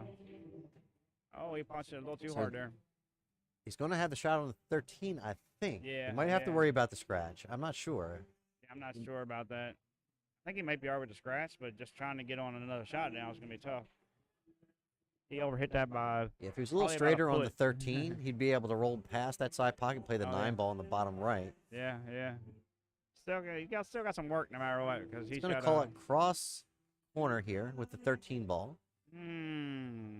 This is a do or die shot here, I think.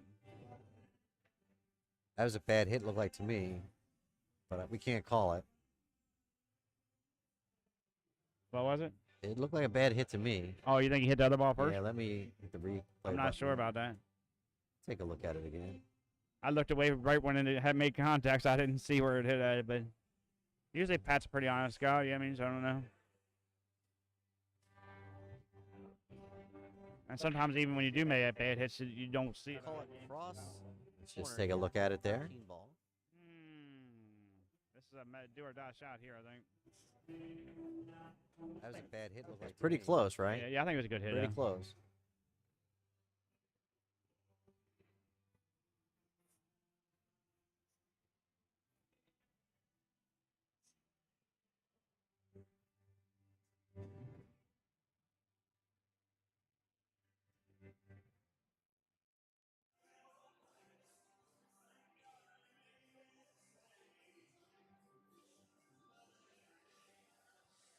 All right, like I say, I don't think he's got a 8 ball.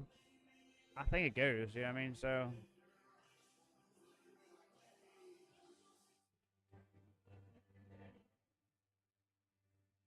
And like I say, John's a good 5 here, but see how he cuts through his rack here. He needs us to keep him floating here. That's right. You stay on serve, so to speak. Yeah. bring us hill hill, and it'll be their 2 low players playing again. Yeah, won't it? I think That's right. that's funny when it. Me and my partner thought about that when we. Comes down to the. It comes down to the end. We're like, maybe we want you to go first, because then if it comes down to hill hill, you'll be playing. Yeah, I mean, Right. And it's strategy. I mean, it's what you would like to think about, but it just depends on who they put up first, and you always try to get the advantage. Yeah, I mean, you always. Yeah, I mean, there's a couple ways to play it, right? Yeah. So in your mind, it's a 3-person race. So if you can get 2 of the 3, where you got the advantage. Yeah. I mean, that's what you want, but. So a lot of times they'll throw off with their low player against the top player and try to Yeah. take the rest of the 2. Oh yeah, if somebody throws out their best player first, I'm putting my 3 on them Yeah, every time. exactly. Yeah, I mean, Yeah, every exactly. time. I don't have that ego to where, I mean, I ain't afraid of you. I mean, I don't care. I'm here to win. Yeah. Exactly, and you know what? For the lower players, they might take a licking, Oh, yeah. take a Yeah. beating, but they're learning a lot, Oh yeah. and you know. That's what I told That's what it's Dominic about. when we come on the way down here. I was like, man, you're probably gonna match up against the highest player about every time. So just try to get whatever you can out of it. Yeah, I mean, there's That's no right. pressure. And if you win the match, it's such a bonus, Oh, right? it's definitely so a bonus, yeah. that's what you want. He got us out of the hole one time yesterday where we was pretty even, and he needed a win to keep us going, and he got it. Yeah, I mean, so I think I was against Richard Francis' team. Yeah, I mean, with Jacob and Ashley on there.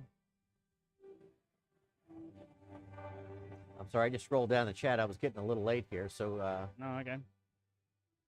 Bruce and Hughes had a 3-man. That's probably one of them. Yeah.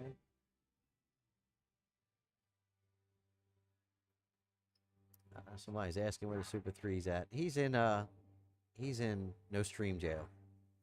That's where the Super 3's at right now. No streaming for the 3.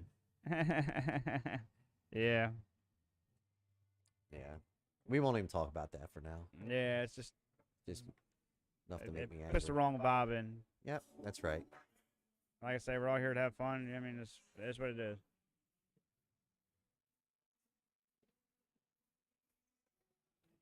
Hi, Tim. Thank you for joining us today. Sorry, I apologize. I didn't see your comment until just now, and I was a little lazy. Yeah, they come in Yeah. bunches here, so Yeah. it's like we won't get no comments for like 5 minutes, and then there are like 20 of them all of a sudden at once. So it might be the internet service here or something. No, I think the internet's actually great here. Oh, really? Okay. Yeah, for the venues that I've visited, the green room's got a pretty solid internet connection.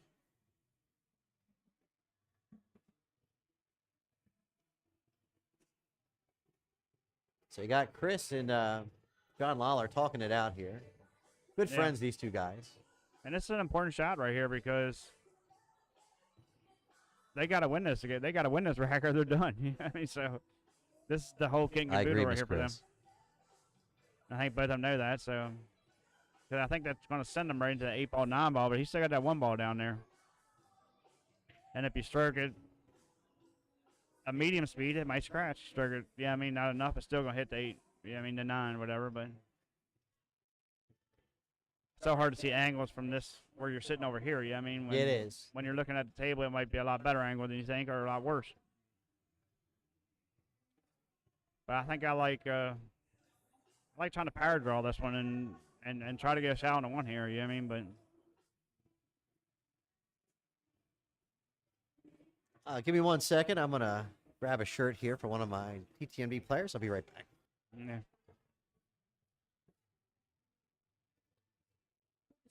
yeah. There's 7 teams left right now, I think. And Dylan just asked me that.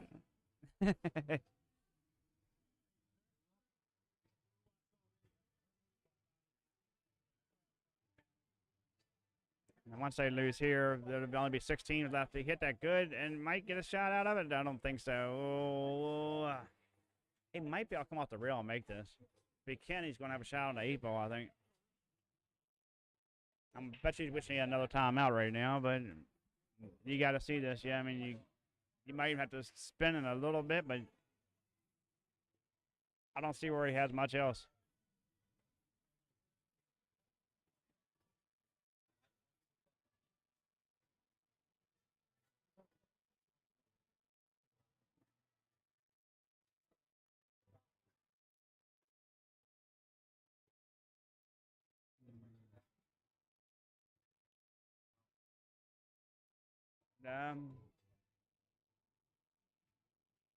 He leaves Pat out here,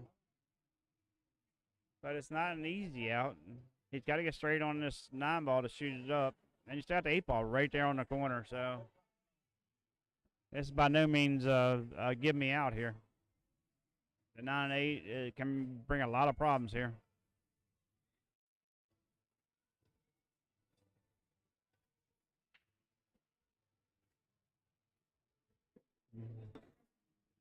Just gave a shirt to Fred Prates, one of our TTMD. Sponsored our player reps. That's a great shot. But now what to do here, you know what I mean? Because he's got a lot of angle on this 14. He might be able to slow roll it and get straight in on the 9. That's what you're hoping here. Oh, he hit the 1. Oh.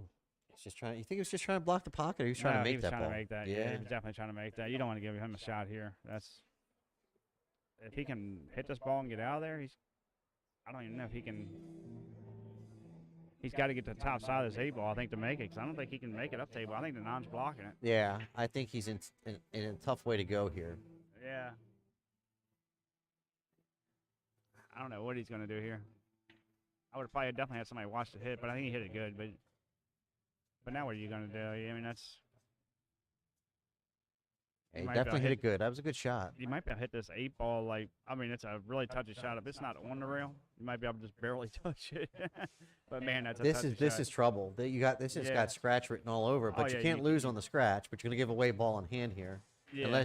Now, if you pocket the 8-ball and scratch, it is a loss game. Yeah. But I think you just slow rolling this and trying to touch the rail. That's the only thing you can do here. I don't know what else to do. It's a tough spot. And just try to lay right there on it. Yeah, I mean, I don't know. Oh, that's what he's going to try here. Danger Will Robinson.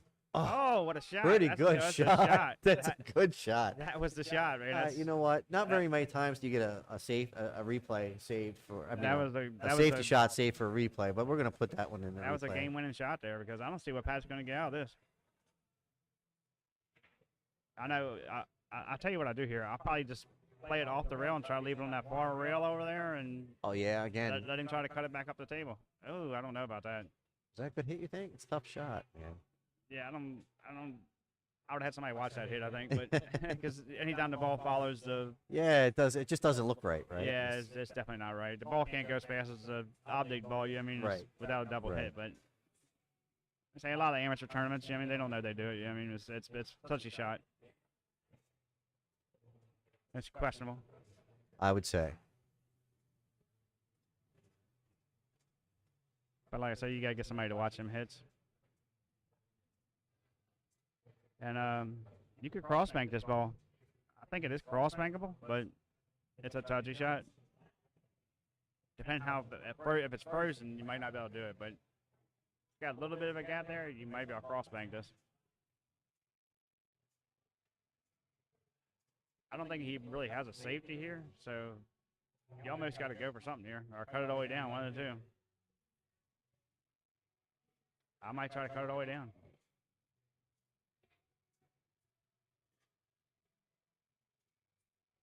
Oh, no. There's a third option, the bank. I actually like this one. You like the bank? Yeah, I like this bank. Okay. I'm not a big banker, I mean, but. I like this bank. He's got a good angle to do it. Yeah. I think it's probably like a half-ball hit here, probably. Oh. A little thick. Yeah. Or a little thick. Yeah. I think he hit that about three-quarter ball, I mean, but. You need to actually spin that ball a little bit. Yeah. Help it. A little bit, I guess, outside would have been what you needed there. Yeah. All right, Pat's got a good angle here, but. Great angle. He's going to get down table pretty easy here. You just want to avoid the side pocket. This is I'm drawing this ball back, I think, into the rail. Are you going to draw it back and then almost two depending rails? On the angle. If you think you can miss that side pocket by a mile, you're good. I mean, but it looks like right towards the side pocket, so I don't know. He liked to draw down, too. Yeah, there you go. He got perfect on it. Well done. Well done. All right. Good speed. Looks like this one's going to be over, I think. Yeah. And that's it. 5 games to 3. Scott, Pat, and Lisa over John, Randy, and Chris. That was a great match. And a good match. Matchup, yeah. About 8 matches there. All right, folks. So we're gonna wait for the next match. It might be just a piece. So go get yourself a beverage, and we'll be right back. Yeah, yeah. See you in a little bit.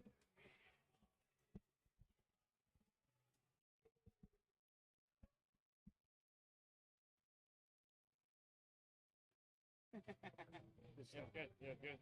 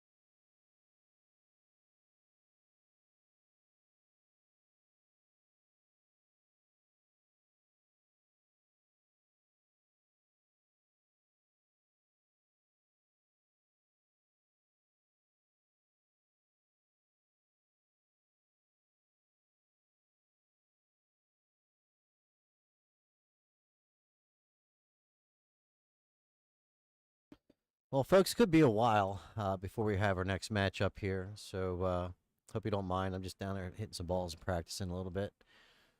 And so we're just passing a little bit of time till the next match. Just hang tight. And we'll be right back. Again, this is this is TTMD Billiards Streaming. We're out here today at the New Green Room Billiards.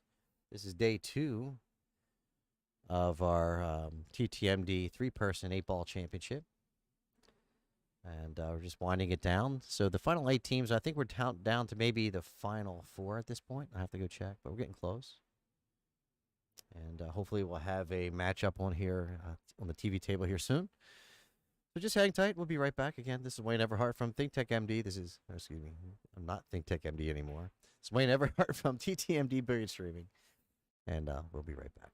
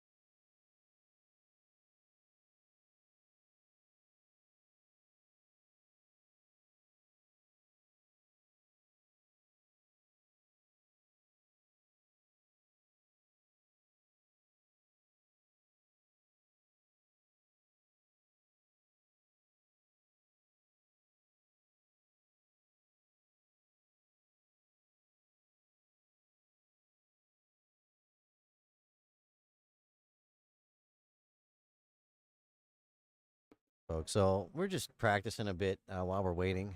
Um, the last couple tables were not on the stream. So here we are, just doing a little warm up. Right now we have down there Dylan Spore.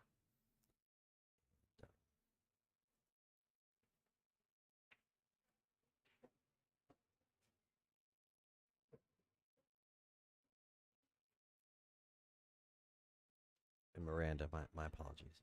So we're just hitting balls while we're just practicing, so or just waiting rather. So if feel free to hang out. Dylan's a pretty good teacher as far as talking to his teammates. We have a player development program, so this is kind of what it's all about for us. When we're not competing, we have a chance. We'll work with one another. You can check out my website, ttmdbilliardstreaming.com. If you go over there to our team section, again, that's our player development program. If you're interested, you can always message me and talk about the player development program. So anyhow, we're just hitting some balls, practicing, passing some time. If you want to hang out, feel free. Otherwise, come back in a bit and see if the next match is on. I can't tell you when it's going to be. I don't know. So we're just sort of hanging out. All right, folks, I'll be back.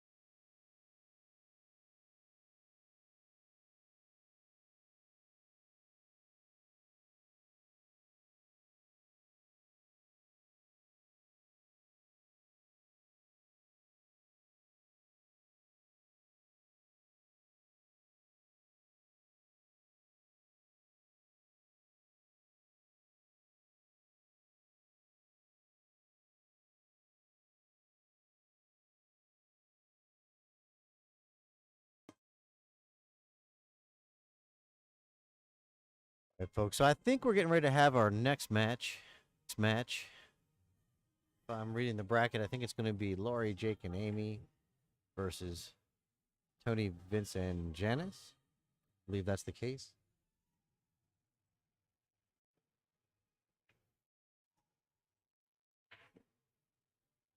But I'll be right back.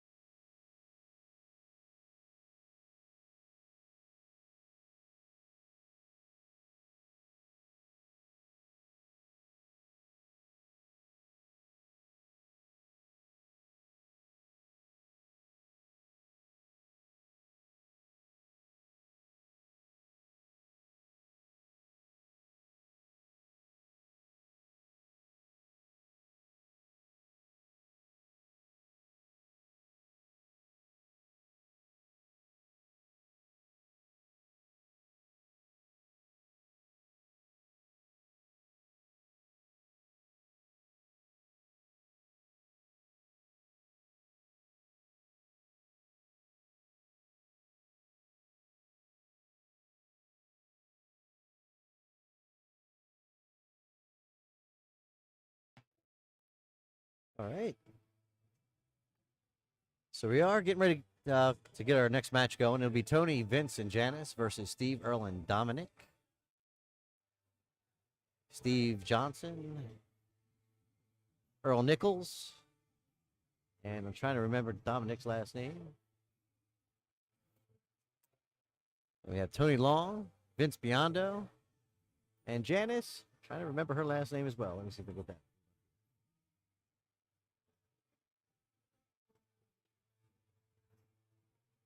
Janice O'Neill.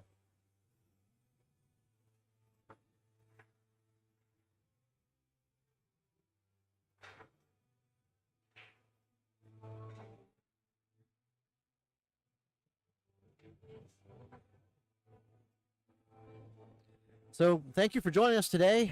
This is the second day of our TTMD 8-Ball Championship. This is a 3-person tournament. It is not Scotch doubles. play in a rotation. Basically, you flip a coin. Whoever wins the toss, you can put up first or elect to have the opponent put up first. Then you get a chance to match up. And as you go through each rack, you put up another player. And once you get your 3-person rotation established, it does not change for the rest of this match. This will be Earl to break.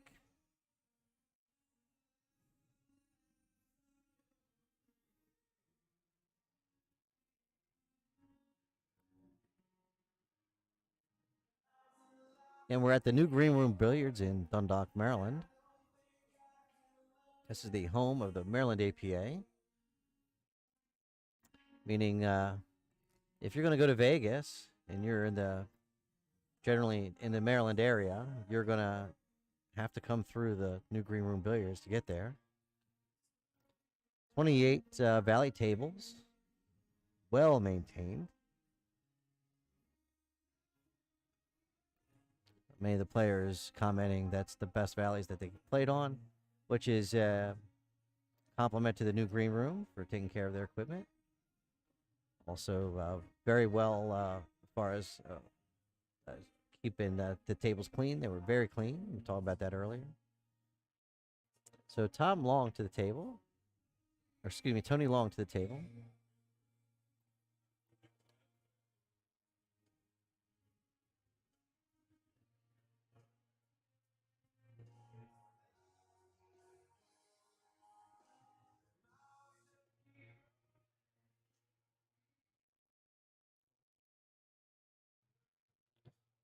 Earl takes that stripes.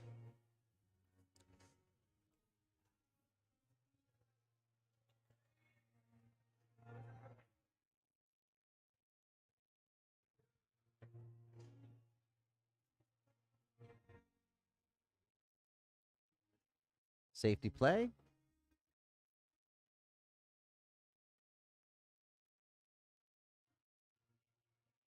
Tony's got the 3-ball in the side.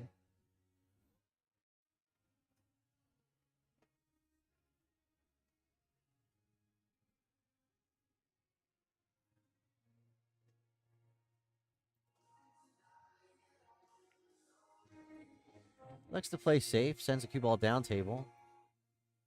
It's going to leave the 11 ball as an option here.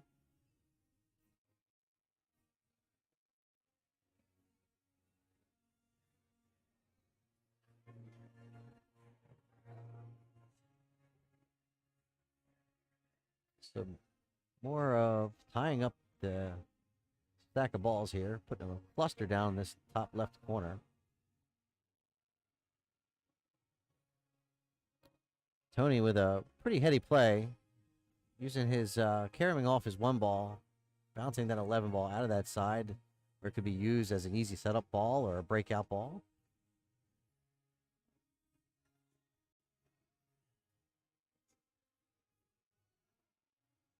So this is quickly turning into a chess match. I'm not liking Earl to come out on the good side of a chess match with Tony here. To be honest, Tony's a accomplished 1-pocket player, and I don't know what Earl's speed is as far as 1-pocket goes, but I would imagine it's not on the same level there as Tony.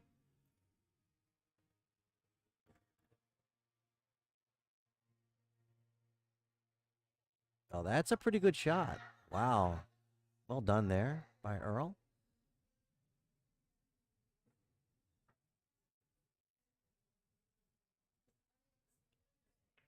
But I think Tony enjoys this type of match, so you're not going to get him upset about this.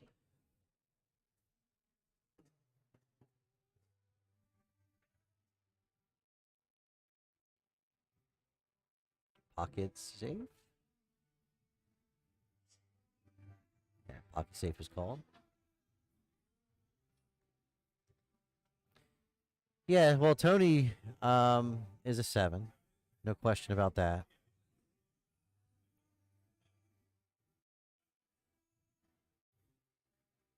So that's answering Tracy Johnson over there on the Facebook chat.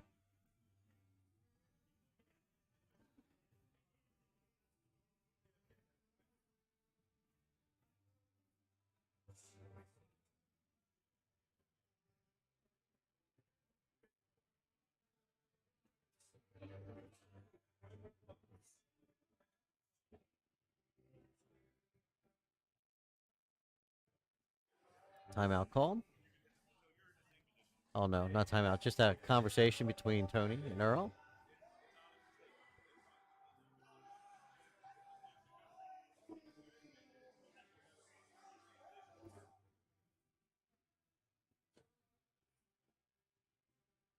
Now, Tony, a real class act when it comes to the pool table. You're not going to have too much problem with Tony. And if there's a conversation, it was genuinely gentlemanly. If I get it out, would come out genuinely gentlemanly.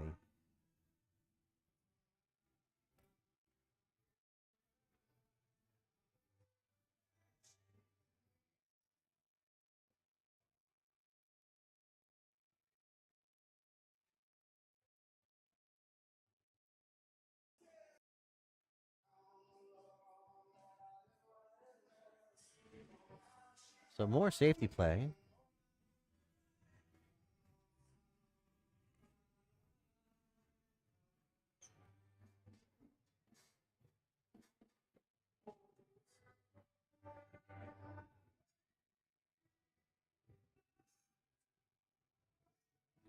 So Earl with another safety pockets one of Tony's balls. Sends the cue ball into the bottom rail. So leaves a shot that, he's either Tony's going to play a combination, which I doubt. He's going to play another safety. Probably thin off of one of these balls, send the cue ball down table. Try to maybe hide behind the one or the two. He's looking at other options. Maybe going down past the 6, down by the 8, maybe. Just thin off the 6. Just trying to read the player's body as they move around the table. Sometimes you can see what they're thinking.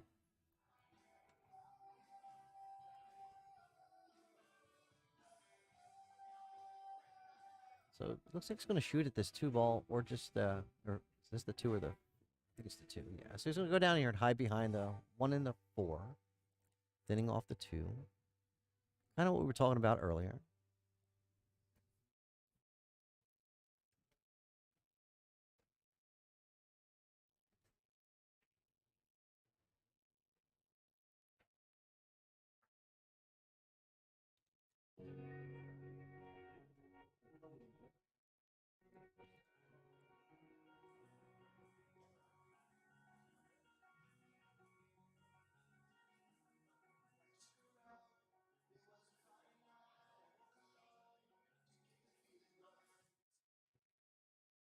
Earl getting his line together.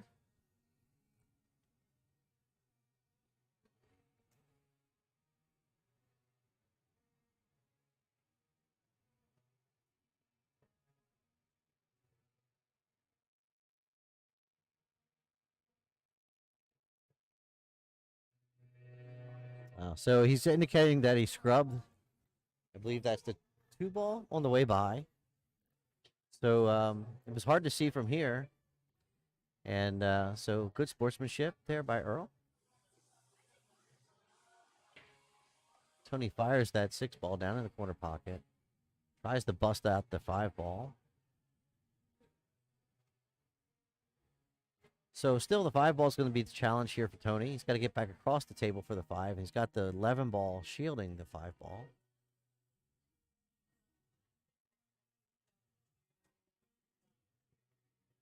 Might try to spin it down in there now if he's got just enough angle. I don't think he does. Sometimes you can put a lot of spin on that ball and use that rail and try to just force it down there. But I don't think he's got enough room to do that. So he's going to go towards the 3. So he didn't like his options there. Going to go ahead and play safe. Get a heady shot. He saw him at the 5 ball, yeah. So we're all thinking about the same thing. Now he's going to deal with that 5. So he's going to try to get Earl to open that up a little bit down there.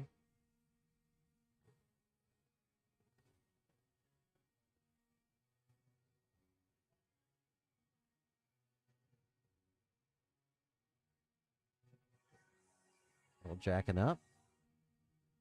Drive down to the ball a bit. No, just a swerve shot. Again, just try and take over the pocket. Congest that spot down there. Leave Tony. Well, Tony's going to get that 5 out of there. He's done with that.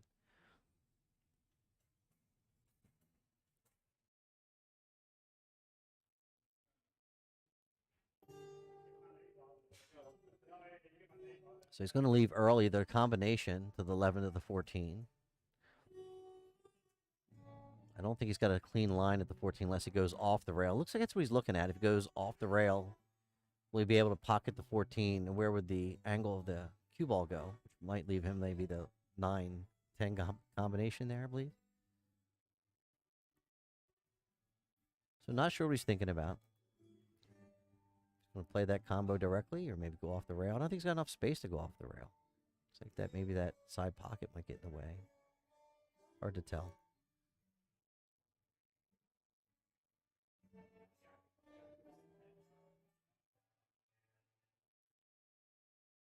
So timeout called. Steve Johnson. So I'd like to thank you for joining us today. We're at the New Green Room Billiards in Dundalk, Maryland. This is the TTMD three-person 8-ball championship. This is our anniversary event. We try to have it each year, trying to grow it each and every year. So thank you all for joining us.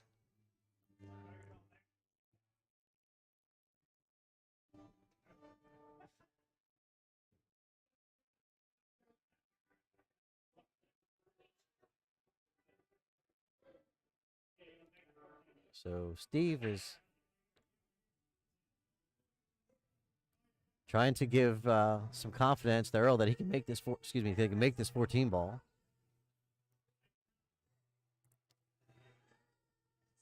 So he's going to play that 11-14 combination. He's got a little helper with the 10 ball down there by the pocket. Makes that pocket a little bit bigger.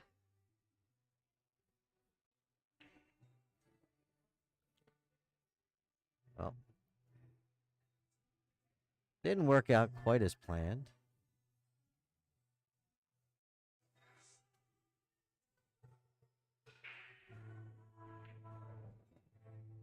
So he fires that 3 ball down that bottom right-hand corner. So the problem for him is still the 5 ball. He might take it now and just block that pocket. No.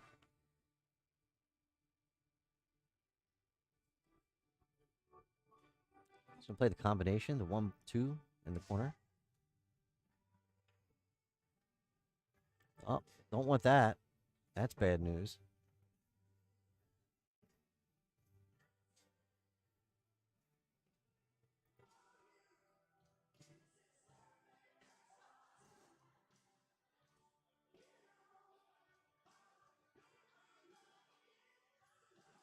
So Tony looking at the bank, cross corner. Can he clear the 8 ball? Still bank it, not hit the 8 going by, scrub it going by. In either direction. Pocket in that bottom right, but nope. It's going to take the 4 now.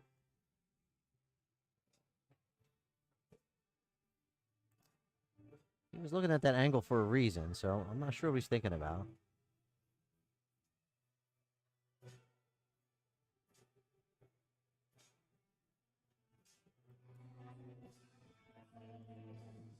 Got to figure he has a plan, though.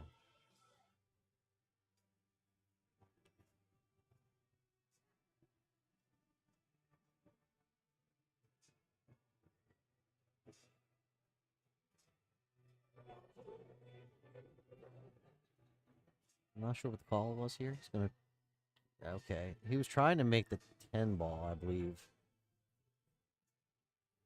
And leave Earl very little option. But unfortunately, the 10 ball stayed up.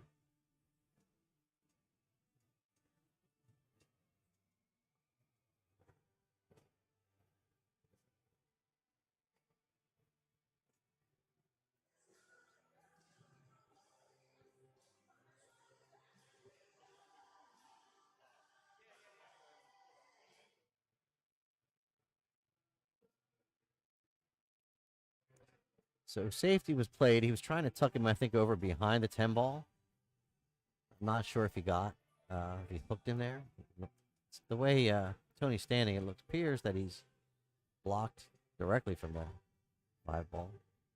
Says go for the kick off the long rail. If he makes this ball, he might come over behind that 1 ball, which would be nice. He'd have the 1 ball over on the opposite side.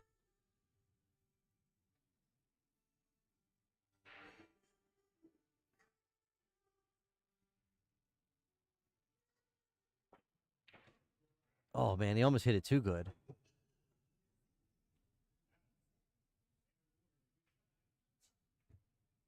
He was trying to stun that ball off of that 3. I'm sure he was trying to slide that ball over to the 1. Place to safety. What a shot there. Oof. Man, how good was that? Well, I'm going to hit that one for the replay. That's a good safety. Man.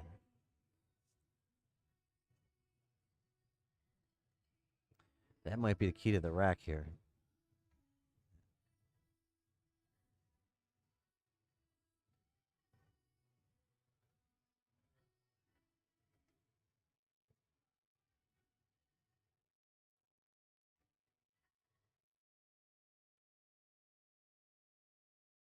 Wow.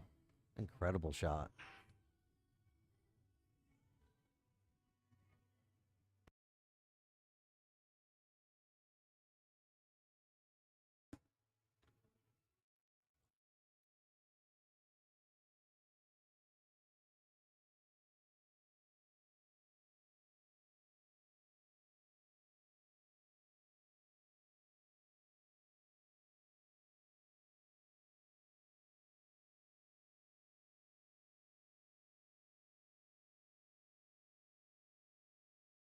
Nice safety there by Earl. Very well done.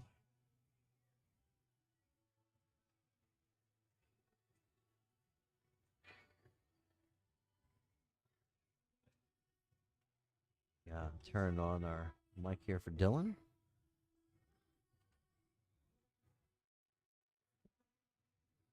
Going on? Well, man, we've had a pretty tight safety match going on. This match, I think, this rack has probably been going on for at least 15 minutes, I think.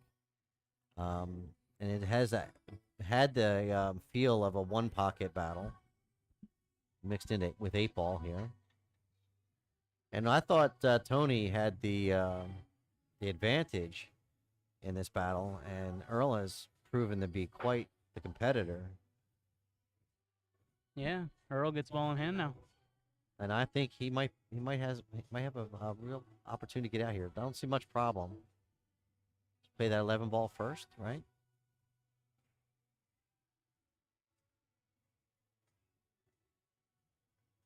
Yeah, just make sure you give yourself a little bit of angle. That way you don't land straight in on the 14. There you go.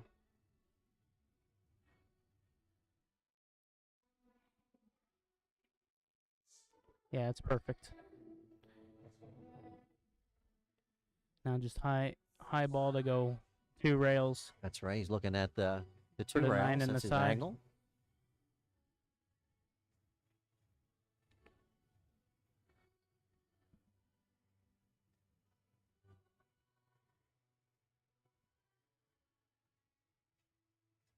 Taking his time here. He wants to make sure he gets out. You don't want to let Tony back to the table.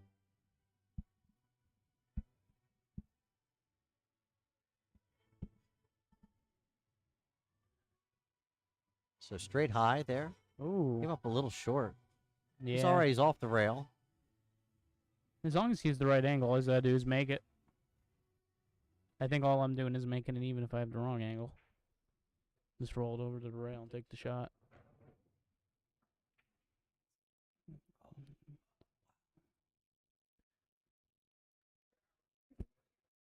Wow.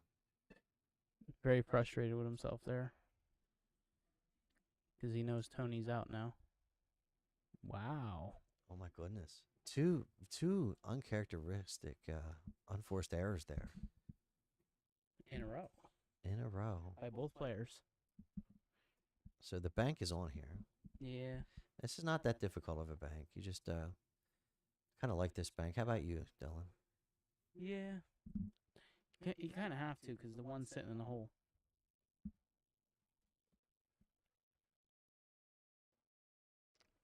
Bring the 9-ball back in the corner where he's standing. Yeah, a little bit of low left on this. Left to help throw the 9-ball.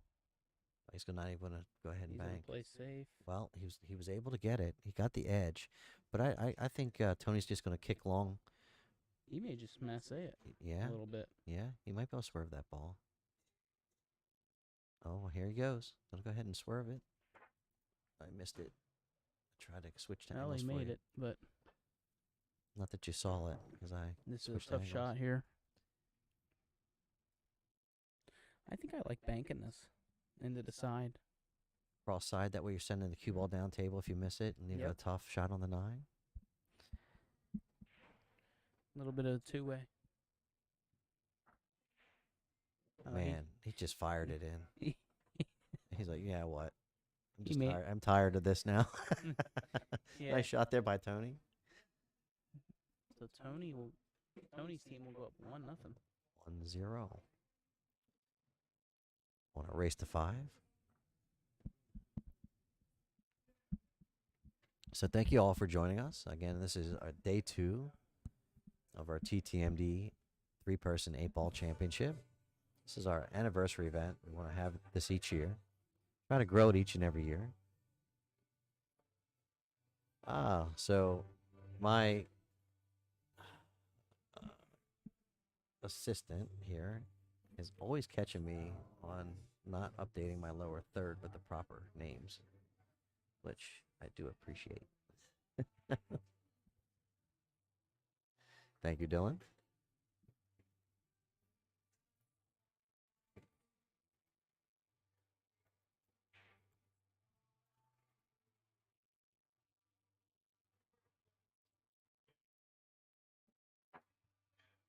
And we got Team Long versus Team Johnson. That's right. That's kind of funny. Leave that alone.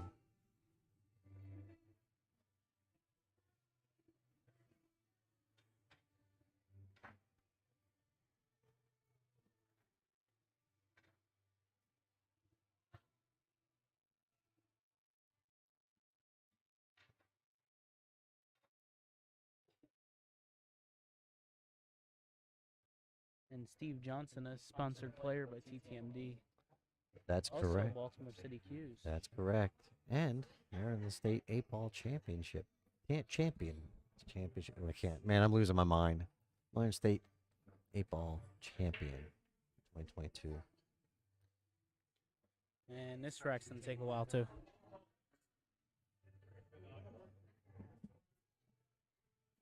Now, Steve likes these kinds of racks he was mentioning earlier.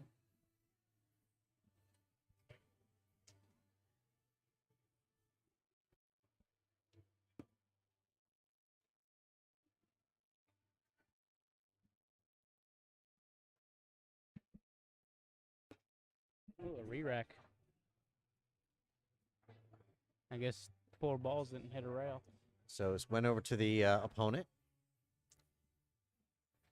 Dominic will be breaking. I'm kind of happy they're re-racking because that would have been another 20 minutes of play. Yeah. Agreed.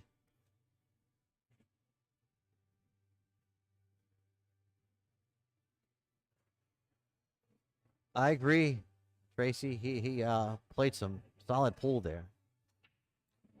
Talking to Tracy over there in the Facebook chat. She's saying Earl plays a good, safe, smart game. Good, yeah. And definitely showed it there. You know, Tony Long is a top-notch one-pocket player, at least around this area.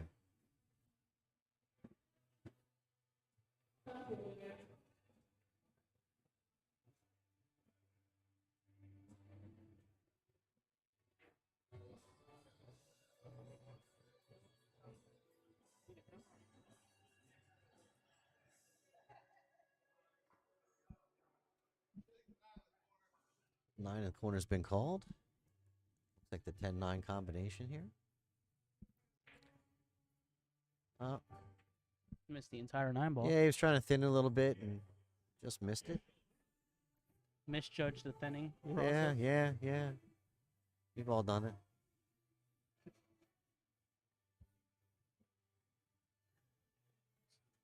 I'm going to leave Dylan in the booth for just a second. I need to go grab something to drink. I'll be right back.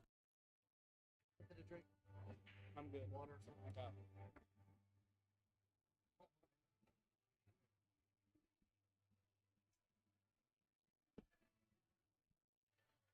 So, was the ball even established in this rack yet? 2, 4, 6. Yeah, I guess the other guy is stripes. Unless that's the ball he made on the break, which is possible.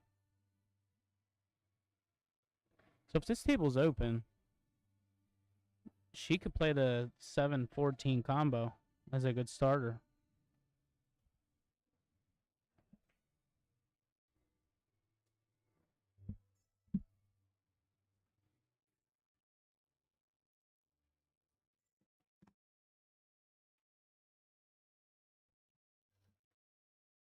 Didn't roll through enough. I think she might have to 10 to the side. This is the last hard shot of the rack.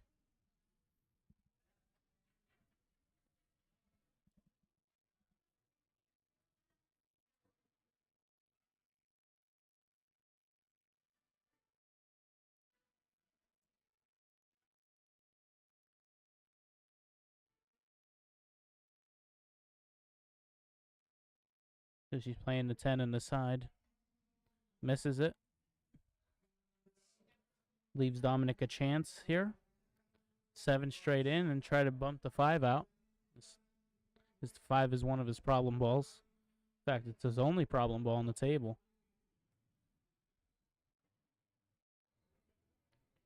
So this is a very good opportunity for him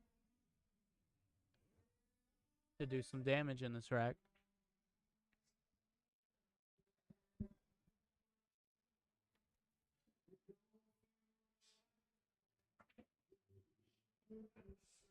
Punched it out. Should have followed that ball. He's looking to see if he can fit the 5 in between the 15. I don't think that's possible. He's going to pocket the 6 in the side. Shot. He's going to hide himself behind the 8. Now he's going to bank the 5. No hesitation. Good try there. That was a very difficult bank. Good leave as well. Only leaves the bank on the 15.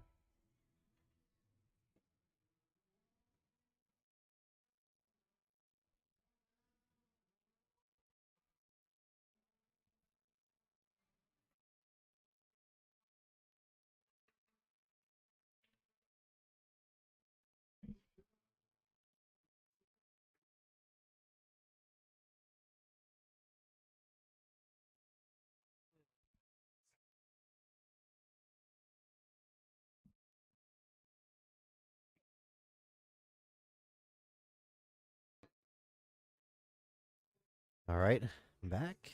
Thank you, Dylan. Yeah. So did I miss anything? No, not really. Same rack. Dominic tried to bank the 1 in the side. Or 5 in the side, sorry. And left her in this position. All right. Well, thank you very much. I'll go ahead and fix it. I copied it and pasted it from our challenge. Okay. Thank you so much.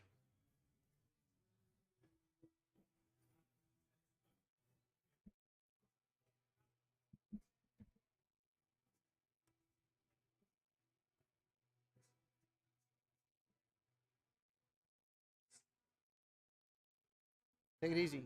Thank you. James Shiflett stopped over today. Often a fan of our streams. Will catch us online.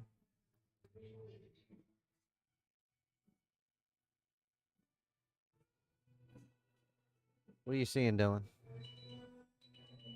Not much. Maybe trying to cut this ball.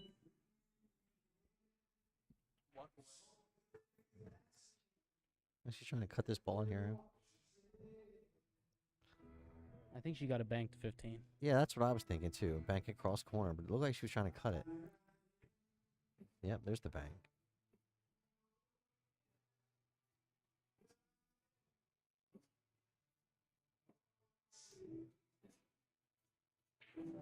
So, folks, thank you for joining us. Trying to pick up the energy a little bit. It's been a long couple of days. Too long. Too long. That's what 8-ball does. You know what I mean? Especially races to 7, races to 5. I mean, although they don't seem very long. I mean, they could go up to 14 or 10 games. So a lot of these matches went hill, right? Yeah. A lot of our matches went hill.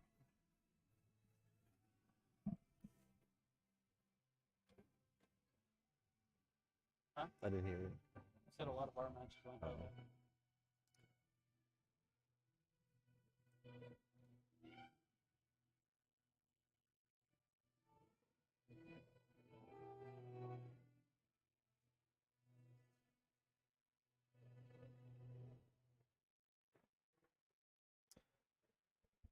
So we have the jukebox jamming right over our head, so sometimes hard to hear. Yeah. Pocket the 13, come out for the 10, pass the 3. Or play stop shot, shoot the 10 up the table.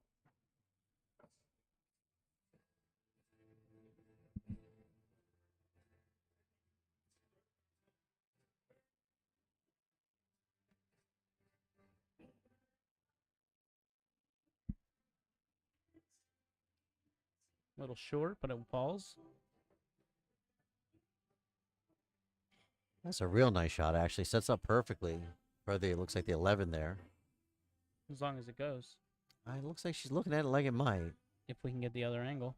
Yeah, I don't know if we can see. That's a little from distance here. Looks like it does. We'll see.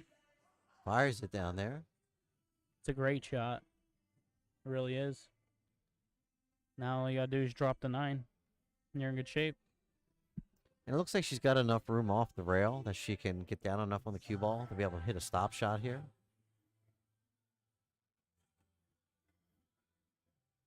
Maybe she'll just gently roll it. See how she plays it.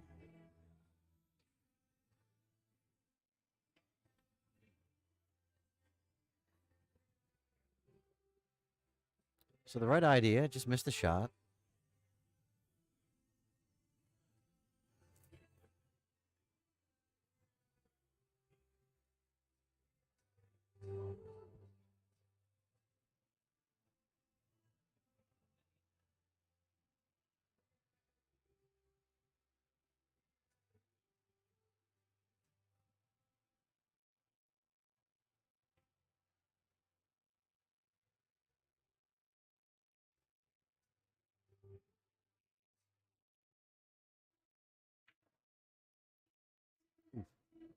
Just didn't get the travel he wanted there. Want to come out just a little further. Might be okay, though. Going to have a lot of pace on this 3-ball. I mean, excuse me, on the cue ball. It's going to take off a little bit.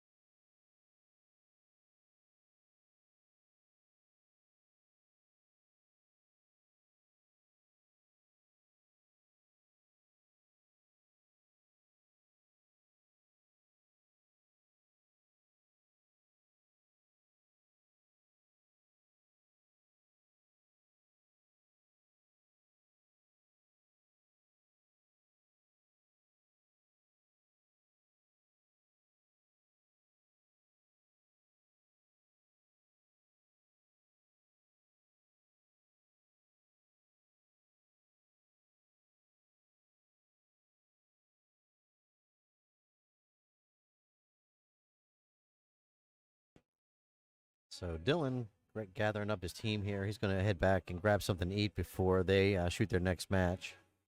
So you're got me for the duration of this match. Dominic trying to bridge over that 8-ball. Tries to cut that 2-ball in the corner pocket. Wasn't able to execute the shot. Janice with a couple of options here. Well, maybe not as many options as I thought. I thought she might be able to see the 9. That's not possible. Maybe the edge of it. Might want to try to cut the 15 in that corner.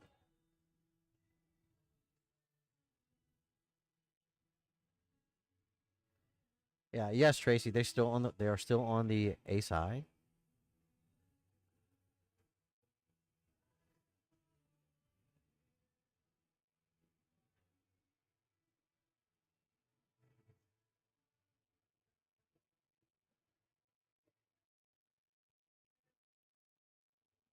Yes, Charles. To answer your question, we try to base it off of an APA Fargo type of hybrid where we convert a Fargo if you didn't have a rating of an APA, and a max skill level of 15, and you can only have one what we would call senior level player, which would be a skill level 6 or 7 on your team, and then you had to round it out with 4s and 5s, etc.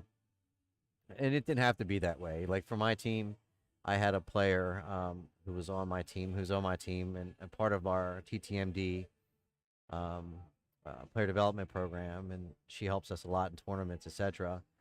And she's at skill level 2, and her team canceled, and I was putting together a team, and I could have taken a 4, but yeah, I elected to take my 2, and we had a great time.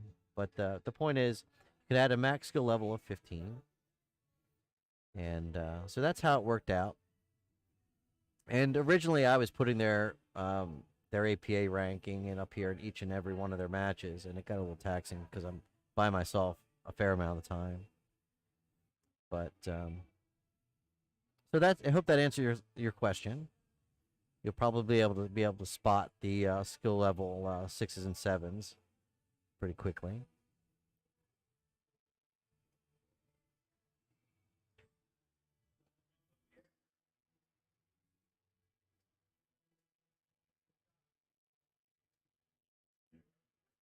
So Charles asked, was the skill level a factor when putting the team together? That's what I was answering. He's over there in the YouTube chat.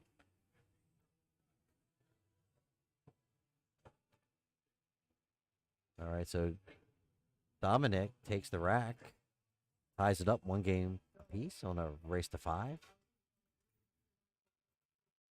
So, folks, if you have any questions, feel free to put it in the chat. I'll answer them as best I can. Thank everybody that's been liking and following and sharing us today. I do appreciate that.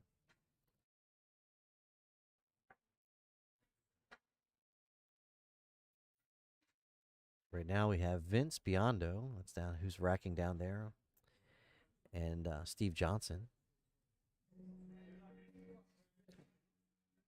Steve is skill level 7. Vince, I believe, is a 5.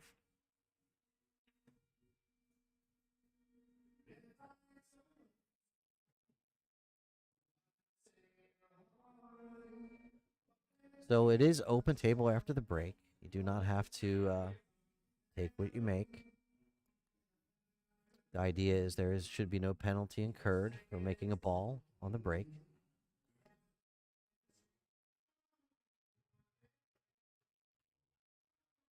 Steve, a sponsored TTMD, player streaming player. I think Dylan mentioned that earlier. And also sponsored by Baltimore City Cues. Steve's right now sporting our TTMD 10-ball championship, which was about a year ago. And that was a $10,000 ad event. And that was held in Front Royal, Virginia. We'll probably plan something similar to that in the near future. Got other priorities at the moment, but if we can find the time for planning, we might put something like that together again for next year. Did the Bob Stocks Memorial this past year, also a Pro-Am event for this year.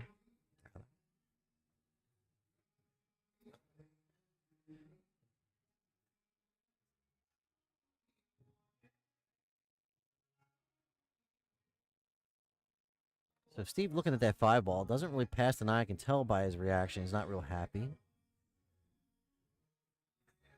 Steve also joins us up in the commentary booth often.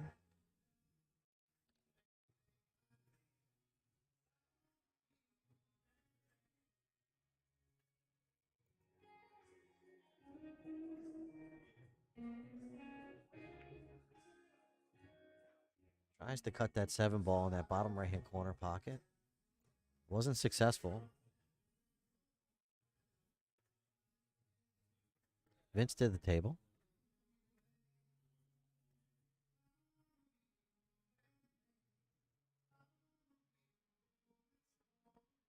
Vince, another, I would say, green room favorite. Plays here league and tournaments regularly.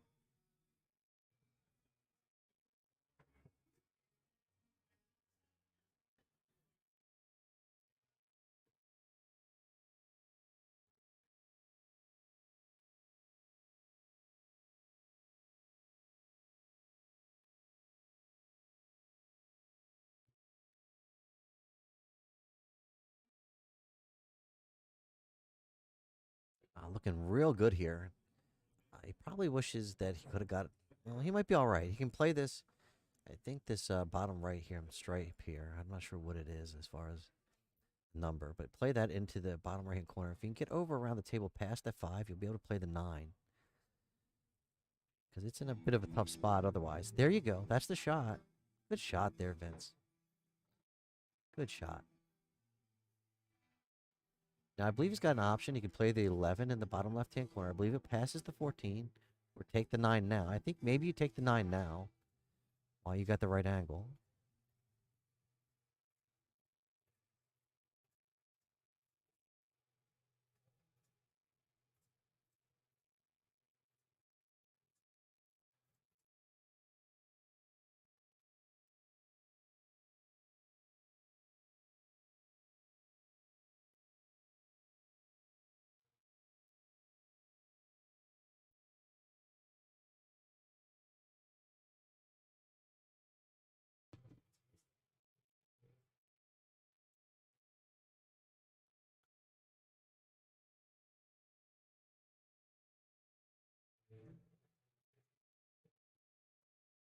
Pretty spiffy shot there.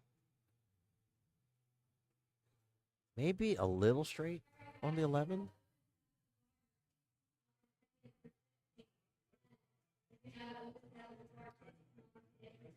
I don't, yeah, see, the 8 ball's going to be in the way here, I think, if he tries to push through. We'll see. If he's got enough angle, maybe he can, no, I don't think he's going to be going away from. Wow, okay. I didn't realize maybe he can get by the 8 ball here. Looks like he played it so they can get to the 14 here. Maybe a little draw again. It's hard to tell sometimes with the angle if the balls pass one another. But he stopped that dead, as if the cue ball does pass the 8 to the 14. So that's what Tony's saying, is let the cue ball release. Draw. Okay, he's giving some instruction to try to draw into that bottom left, or where that short rail stripe is. Try to draw into it and bump it off the rail was the recommendation. He was saying something about if he hit it easy,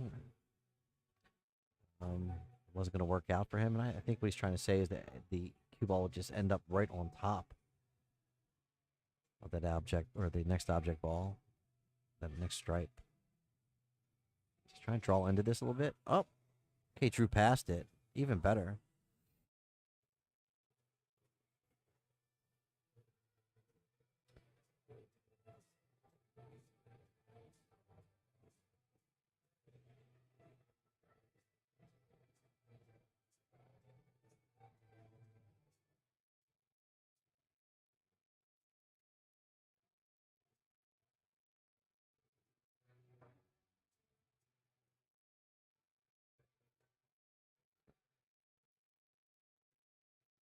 So I can understand the hesitation here. You've got the I can't tell if the 8 ball passes the 5. I think you just maybe draw this ball, pocket it, pocket the stripe in this bottom left-hand corner. Try to draw with maybe some bottom left. Try to draw back to where you are now and play the 8 ball in the same pocket. Excuse me, bottom right from here. My mistake.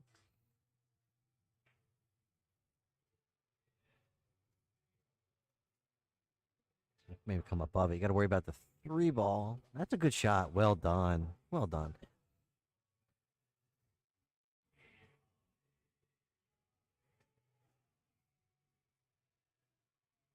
He did a good job controlling that cue ball off the rail. I was concerned. I wouldn't have went that way because I would have been concerned about getting caught up on the 3. That turned out to be a pretty good shot. Actually, probably a better shot than what I was suggesting.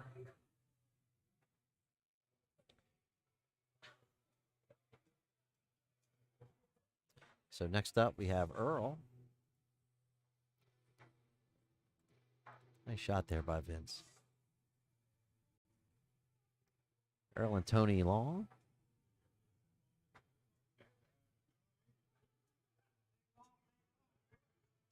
That's correct, Charles. You could have 3 5s on a team, no problem. There was a couple teams that went that way. I think that we had 1 or 2 that went with 3 5s.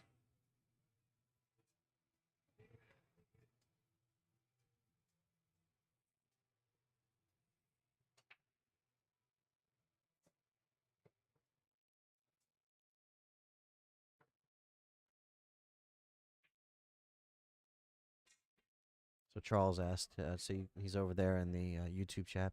He asked, so you could have 3 5s on a team? Yes, you could.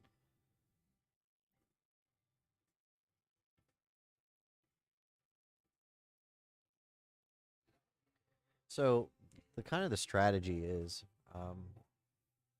and it doesn't take much to figure it out, is you want to try to get 3 of the 2 of the 3 games in the round, or 2 of the 3 racks in the round. So a lot of times, if you have a chance, you want to try to throw off your opponent's top player if you can, and that way you having a chance of trying to take the next 2.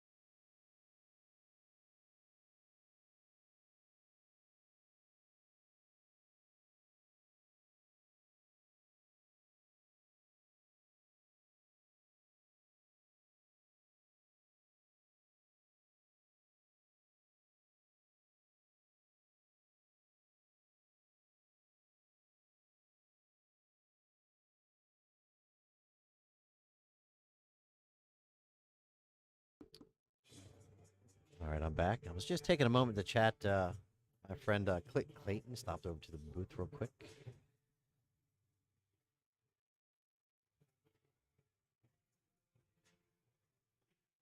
So Dominic at the table.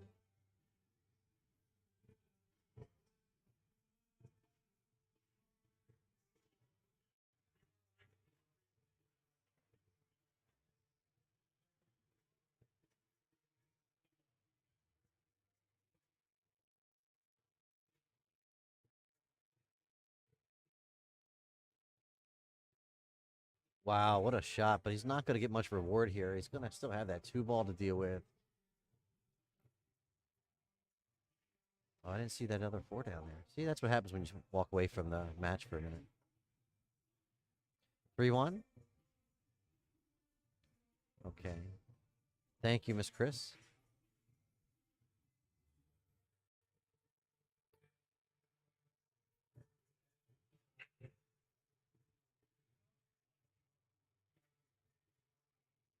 Janice to the table.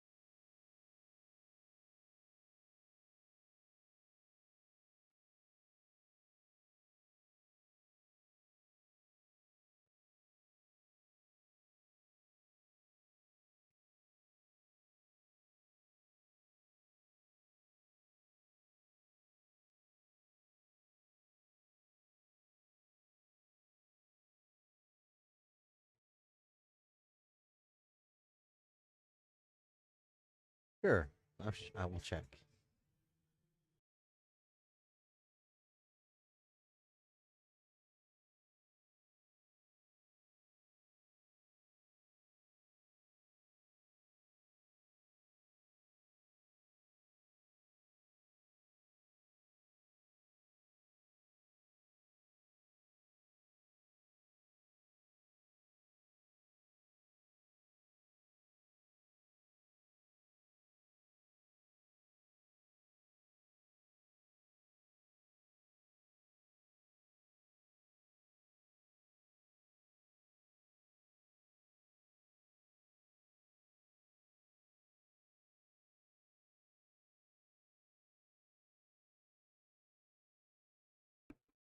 Confirmed. It is 3-1.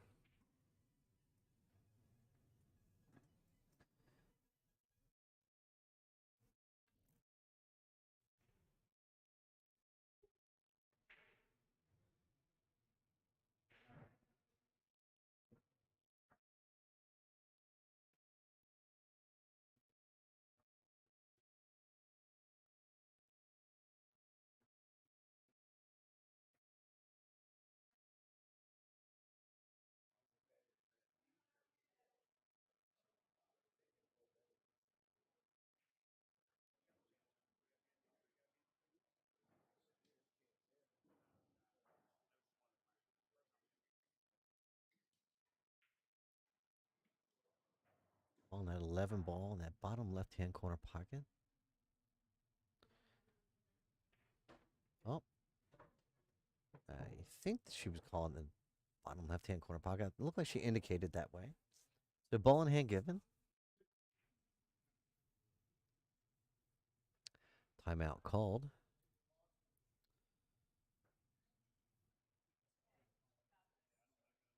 While we have a minute, I'd like to say thank you to our sponsors, Gina Cunningham from Keller Williams Integrity.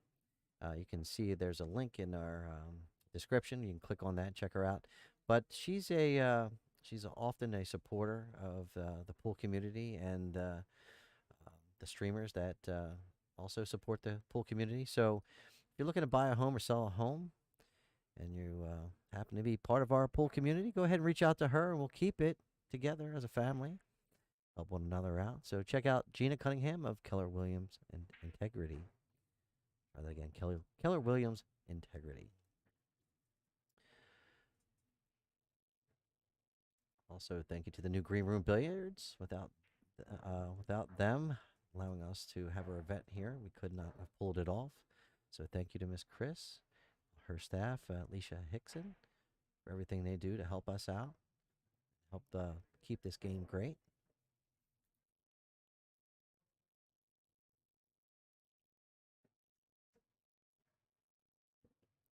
Trying to thin off of that 2-ball.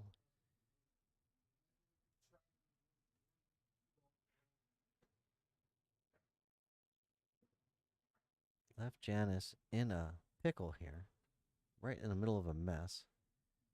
But she might be able to pay it right back. Just thin off of that 10 ball, off of that short rail, come back out a little bit. The idea is not to hit it hard enough to where he can see the 6 ball. Use that 14 ball there as cover. It's a delicate little shot.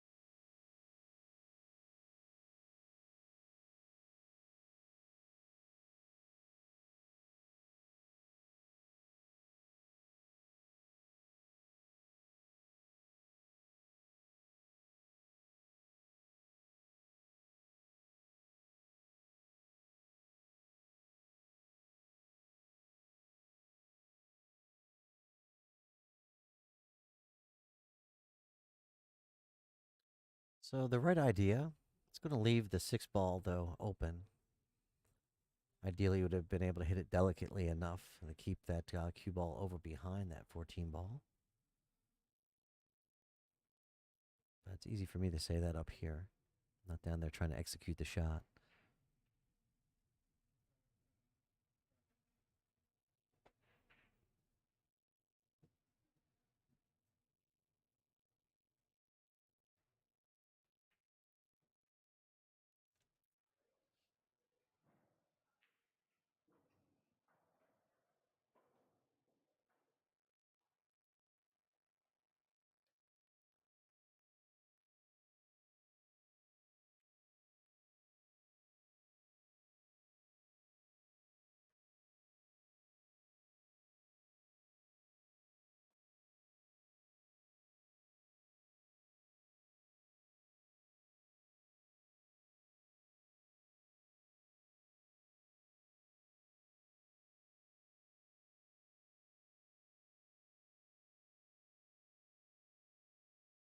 All right, so this is the opportunity I think Dominic needed. I think he can pocket the 2 ball. Might be able to get enough spin on the cue ball, hit it with a lot of left, and be able to make that cue ball maybe go 2 rails.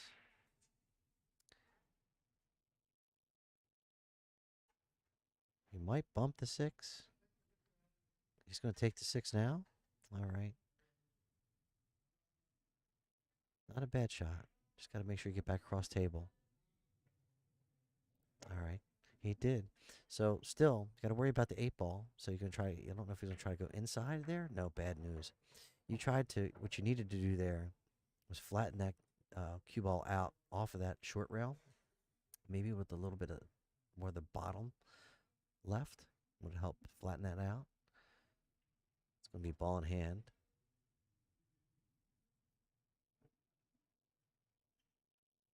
So as I was saying, he needed to flatten that cue ball out off of that short rail there. He could have came around for the 8.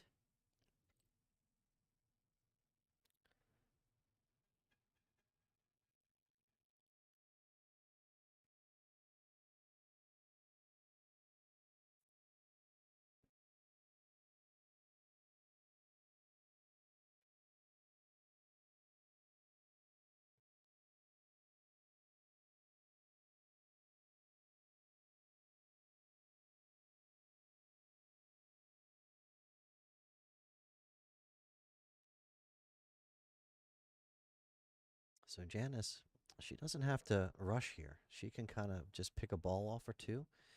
Maybe one of these trouble balls. Just pocket it, call a pocket save. Trying to see what that leftmost stripe is there. I think it might be a 12. Tony's going to help her out.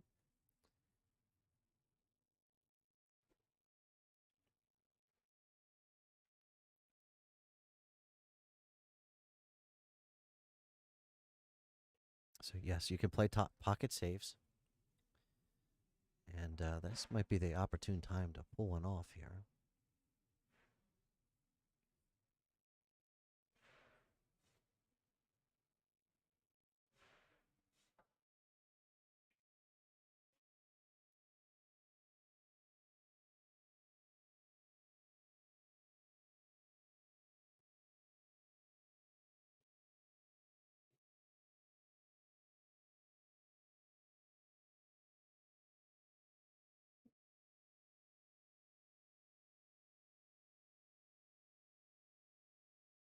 So going to take the 11 ball.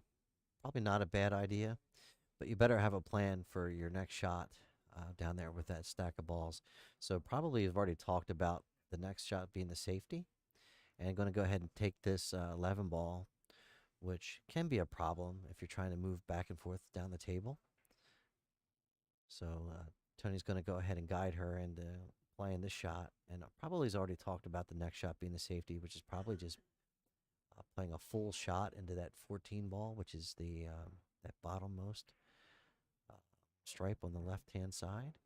If you hit it full and just make it cue ball stop there, be a pretty good shot. That's it. So from here, if you don't feel confident running out, you have the safety play. Go ahead and hit that 14 ball nice and full. Make the cue ball stop.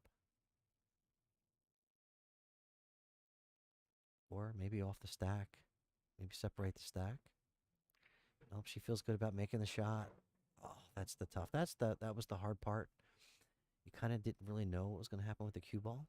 It ran into the we call the stack there, or the cluster. So this is a good shot. You're going to thin off of that 15, put that cue ball on the bottom rail, make a tough bank if you can. If you can do even better by, if you can thin off of it and get it over there behind maybe the 10. I think that's the 10 or the 12, I can't tell.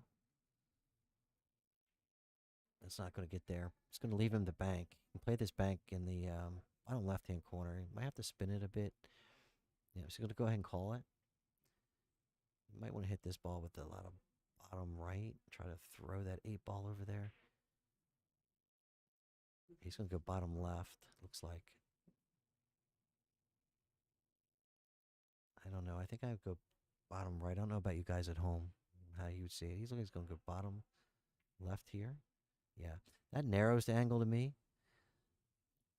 I think you needed to widen the angle, so you're going to have to hit that with bottom right.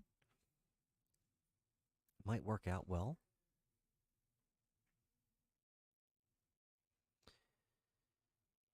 Janice really only has, I believe that's the 12 ball there, the bottom left stripe.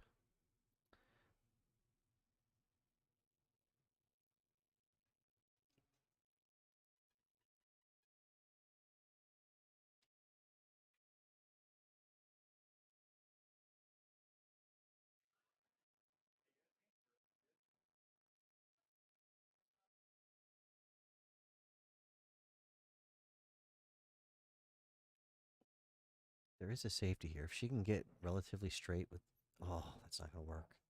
So if she would have pocketed that 12 ball and the cue ball came out a little further, she could have played right dead into the face of that combination and left the cue ball hiding on that other side there, but it didn't work out for her.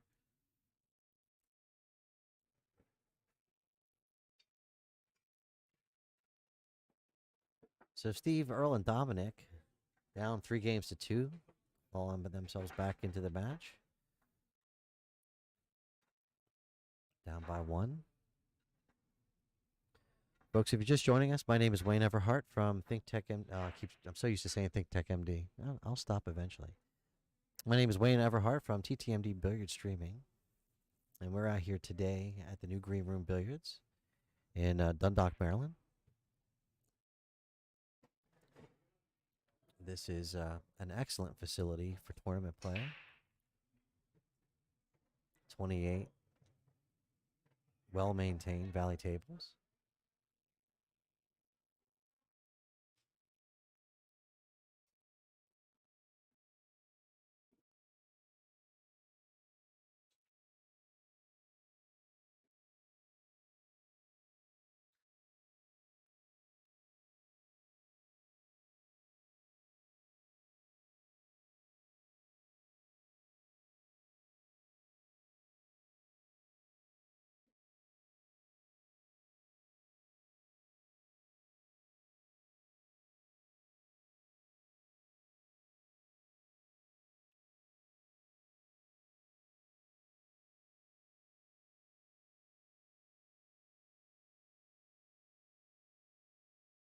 So a little bit of an unforced error there by Steve.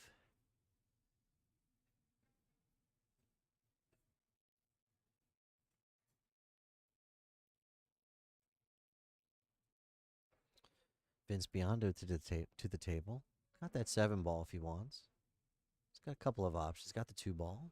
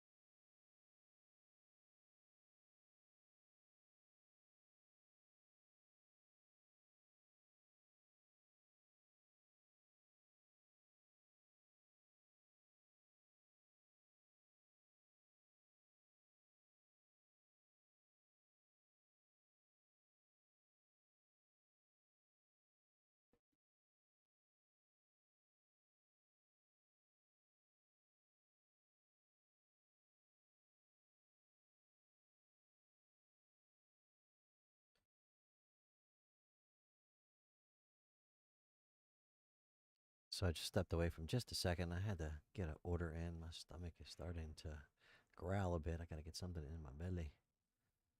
I haven't eaten yet today, so bear with me.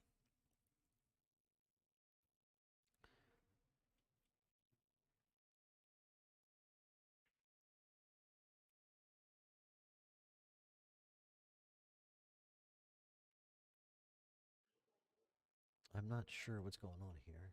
Conversation looks like there's a timeout call between Vince and Tony Long.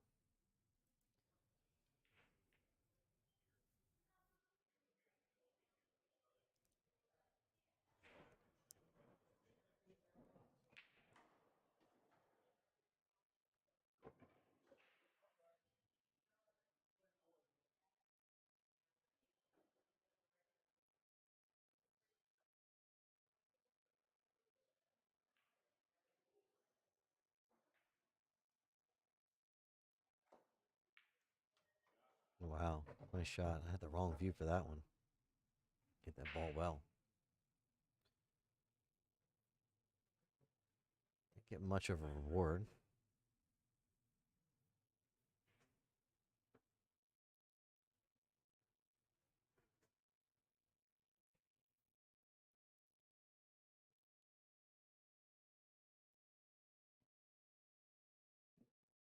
No. Just going to play it off the 8, I think. This is a dangerous shot.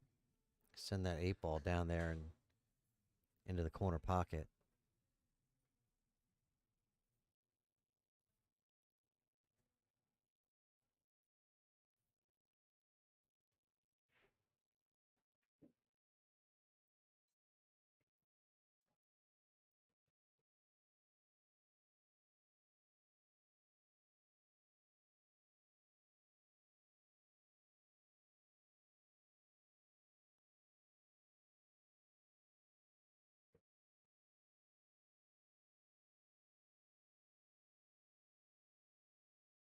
And I don't see a whole lot of benefit to this because even if you make it, you might you find your.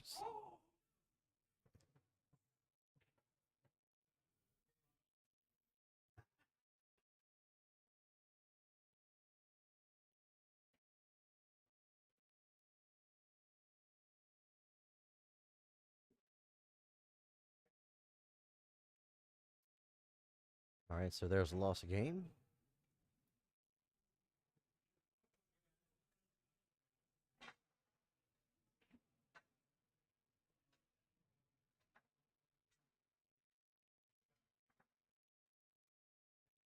So 3-3.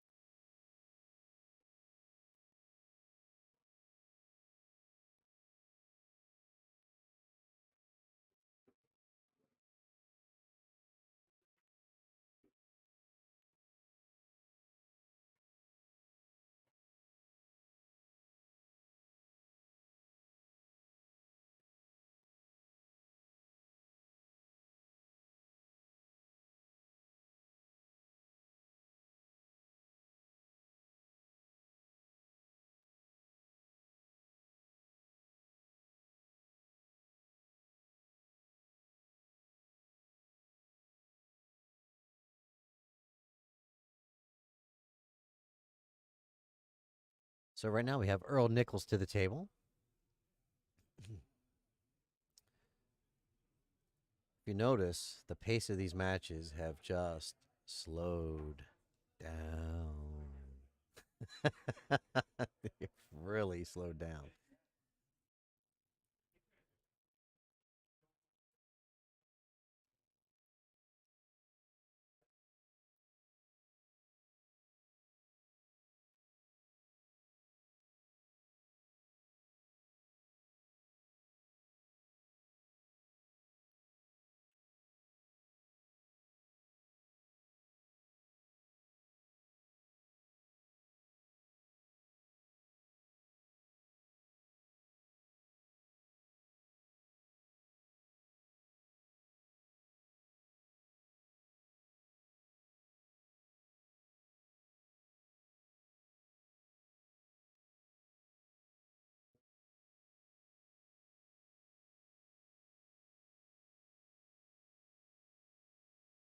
so Tony Long to the table.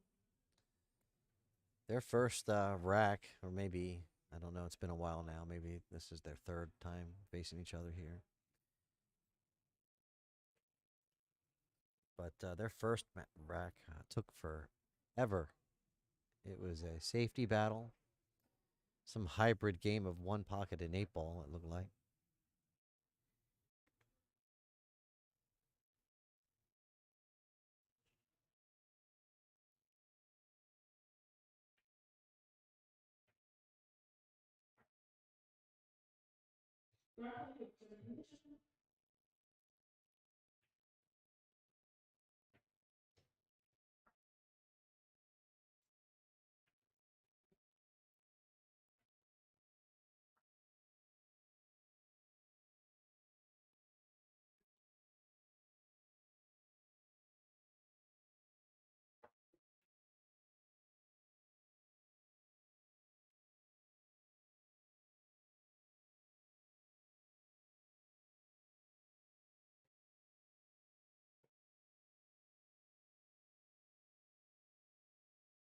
So if Tony can make this 5-ball, that will give him an opportunity to bust out this 14. He might not be able to make it without throwing a little spin on the ball, maybe a little left to help the 10-ball into the side. Yeah, so he's queuing up a little on the left-hand side to help it out.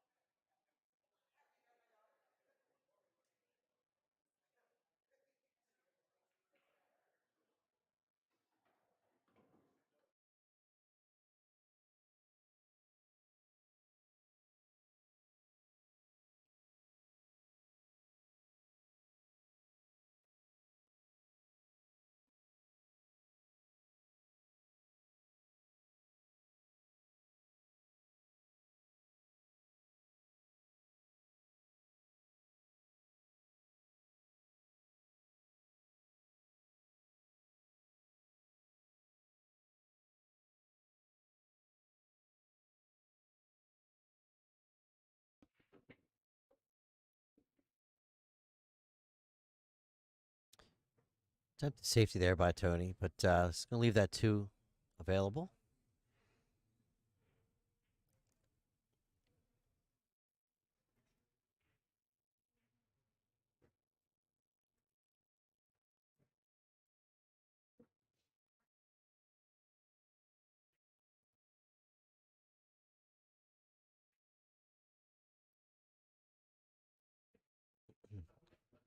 Earl's looking at that 3. See what he can do with that.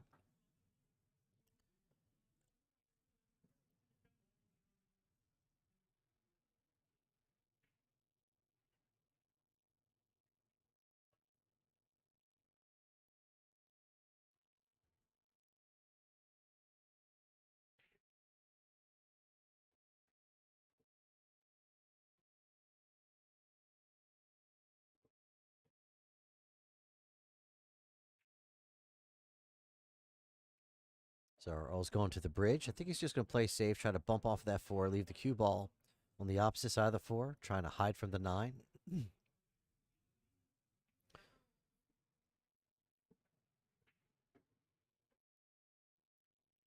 That's a good shot. Basically, what he was looking at before, he was looking down table to see if his opponent, Tony there, could make that 11 ball after the safety. And if he uses that ball as a ball he needs to hit, then that frees up his 3. So it's a pretty smart shot. I don't know if the 11 goes by. So Tony did go for the bait, I guess you would say, and tried to play that 11 ball out of there. I don't think it worked out well for Earl. Looked like Tony got a bit of a roll there. It's going to leave Earl a tough shot on the 11 if you try to go that route, because it'd be elevated over the 9.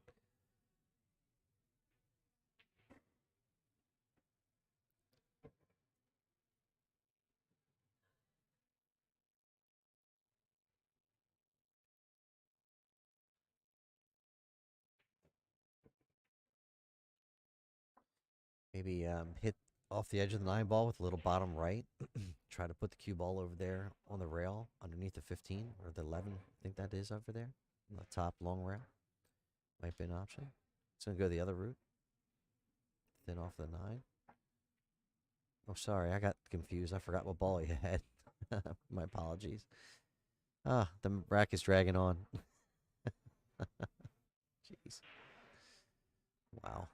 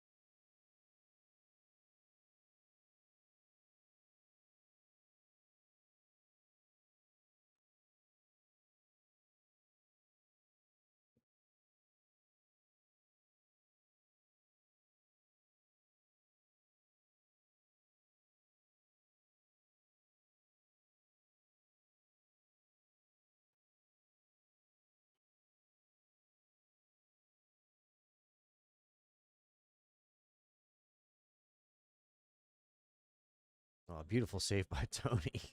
He's got that shot down. Man. Wow.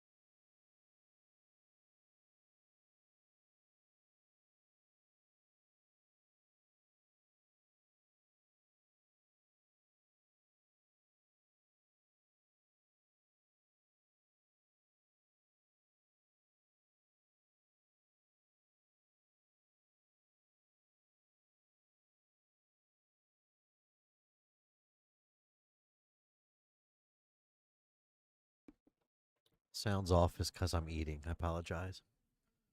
So, and the ambient mics are down because of the jukebox. So I'll be right back.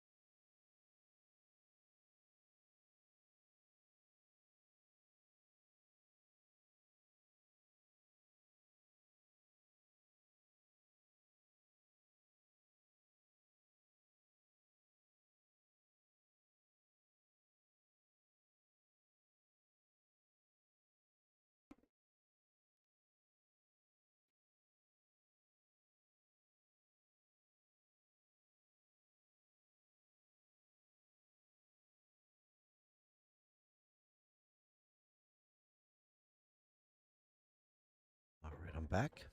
Thank you for the courtesy so I can get a meal break real quick. Earl Nichols to the table. So if you noticed, this has been a strategic battle. A lot of safety play.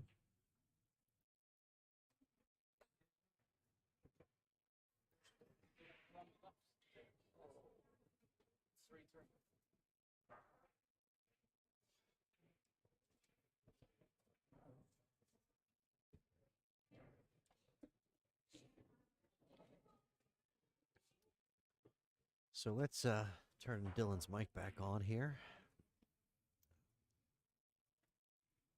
Where's my mouse? Find it?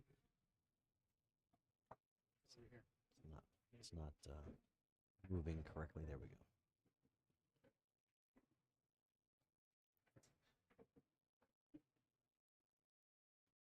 There you go.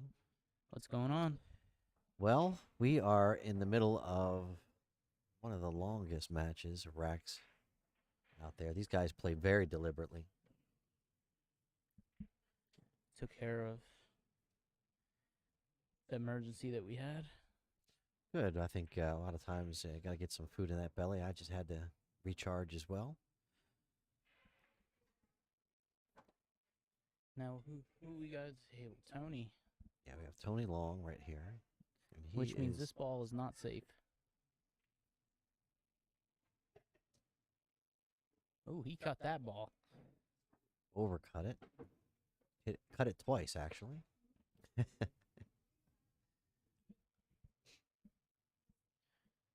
And if he left the 3, Tony could be in bad shape here. Perfect. No doubt, Miss Chris. These guys are definitely been safing it up through a couple racks at this point. Earl just needs to get out towards the center of the table. He's fine. Oh, he overrolled his spot a little bit. Good. It stopped before any further disaster. Yeah, if it had rolled another couple of revolutions, he might have been in trouble. Good shot. All right, so Earl puts his team on top, 4 games to 3, and on the hill. That's good.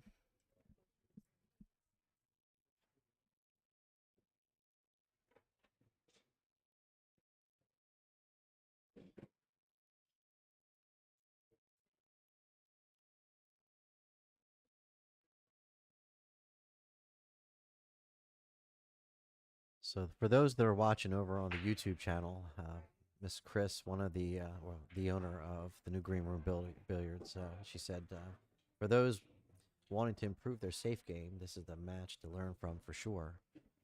And I tend to agree with that. So if you're over there on the YouTube channel, that's what we were talking about.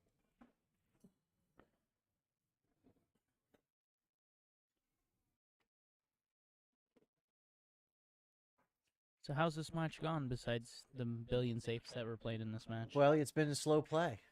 It's been back and forth, but relatively deliberate throughout. Lots of time taken between shots. But you can see by the score line, we're on the hill, and Tony, Vince, and Janice are just behind. It's 1 game behind the on hill. Looks like one of the players took a timeout. Maybe they just ran to the bathroom or something. So that's what we're waiting on right now.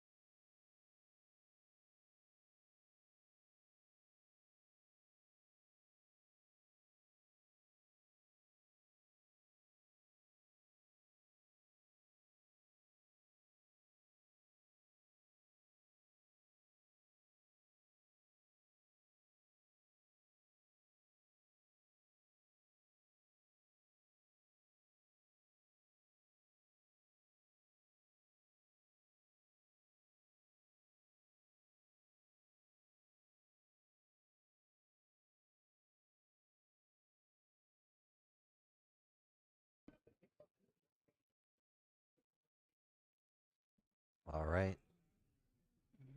Player timeout is over, and we're back. Hopefully for the rest of the match. And there's a scratch on the break. So Janice will be behind the head string. Charles, I hear what you're saying. Charles said there used to be a time limit between shots to curb matches taking forever. Are there in-house referees? So this is a tournament. It's not APA. And last year we did actually have a referee that was moving around throughout the building. And I think maybe there is something to be said about putting a time limit on shots, but then you'd have to have someone with a timer going around. And I think first off, you started off with more like warning saying, hey, you're taking forever. And if you continue taking forever, we're going to put you on a time clock. So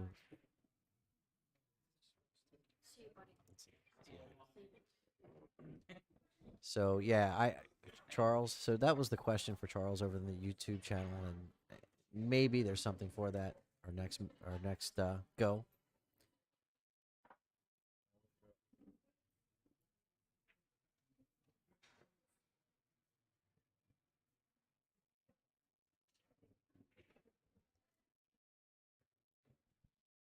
Yeah, this tournament we didn't implement any time system or nothing. There was nothing said in the time or in the meeting Rules, yeah. about it, so A little hard to enforce now, but I think there is something to be said. This shouldn't take 5 minutes between shots because there are times these players are just taking a little too long. yeah, no matter how much you look at the table, it ain't gonna change any. I know. It's just what it is, I think, for a lot of the players is it's the fact you're in the money round and you're trying to get a little further, and so you're taking a little extra time. Doesn't always translate over to better shot selection. Sometimes it translates over to being tight. She took the combo there. Yeah. Now she's got a little tough cut here on the 14. But the 2 makes that pocket big.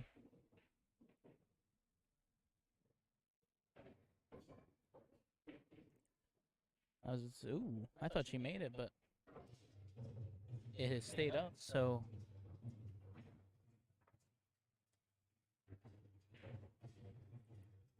Dominic at the table.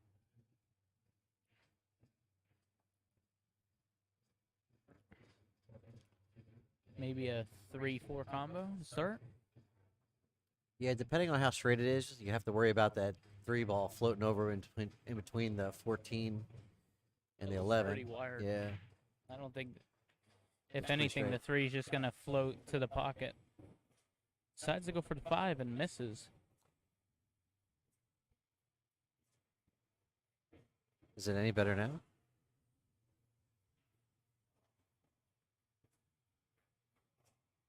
I could be coming through your mic.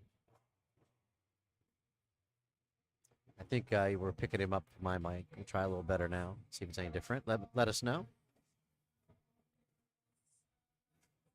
Yeah, running off 2 mics is kind of difficult. Trying to be as far away from each other as possible. Yeah. They're directional mics, but we have to be careful about which way we're facing. And I think I was facing him, he was facing me when we were talking to each other.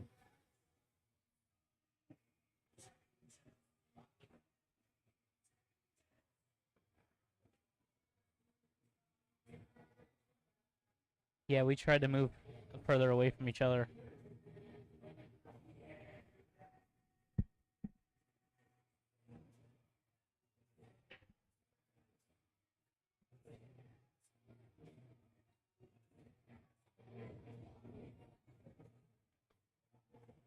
So Janice looking at the 13 possibly, maybe seeing if she could pass the 13 to get to the 11.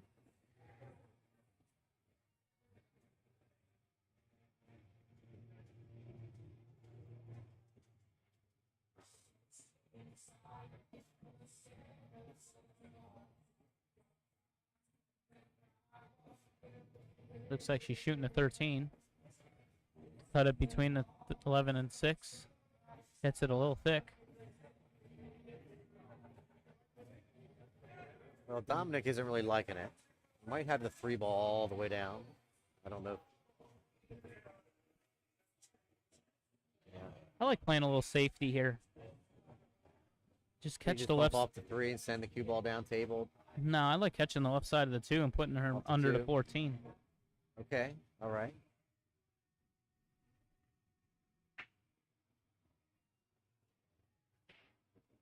So try to cut the 6 ball in the corner pocket. That's a thin cut. Which means the cue ball is going to be flying. And the cue ball scratches. Yeah, so that's what we talk about when we're talking about those real thin cuts. The cue ball is going to be moving a little bit more momentum. It'll be harder to control the cue ball.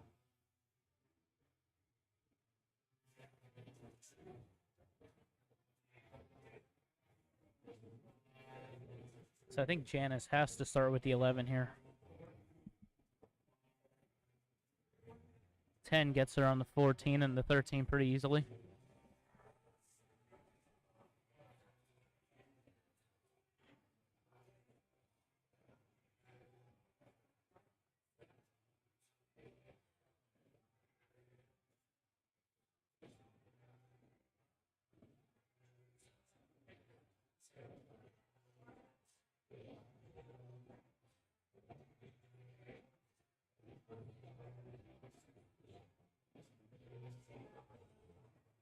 And it's looking at that line into the side pocket. Yep, deciding to play the 11 on the side. Just so she can roll forward. And plays it into the point. So Janice missing ball in hand gives Dominic another opportunity.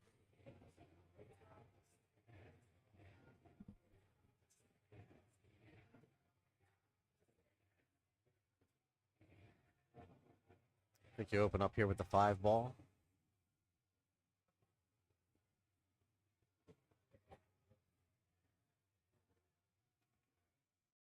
Pockets the 5, has the 7 and the 4. That's a 2 in the middle of the table. 2, my bad.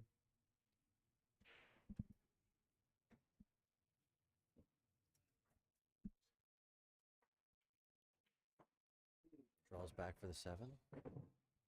That was a good shot. Just a little punch stroke here. This just decides to roll it. Now he's got to play a 3-4 combo from long range.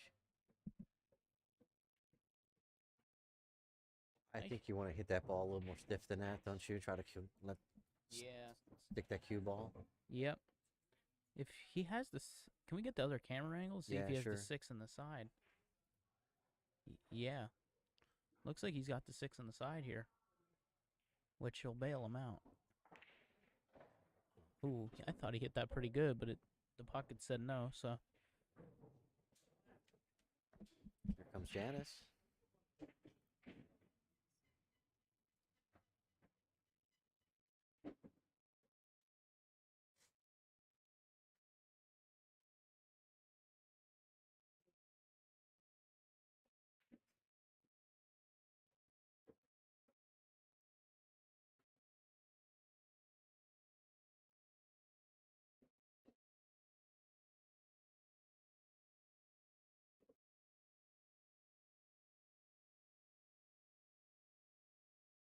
I think the only real shot she has here is to cut the 10 in the side. Or bank it. Well, I like the cut because it sends you down table, sets up for that 13-14 combination. The bank will do it the same, but probably better if you bank it because you'll be able to control the cue ball a little better.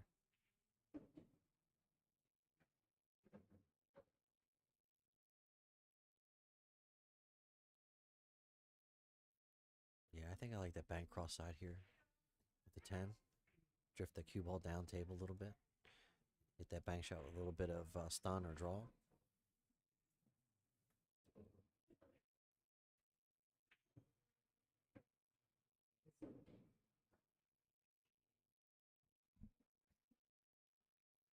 And if you haven't done so, please like and share the stream. Get us out there.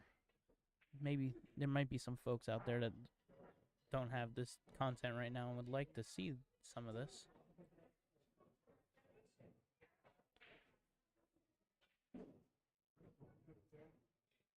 Be appreciated. Thank you very much.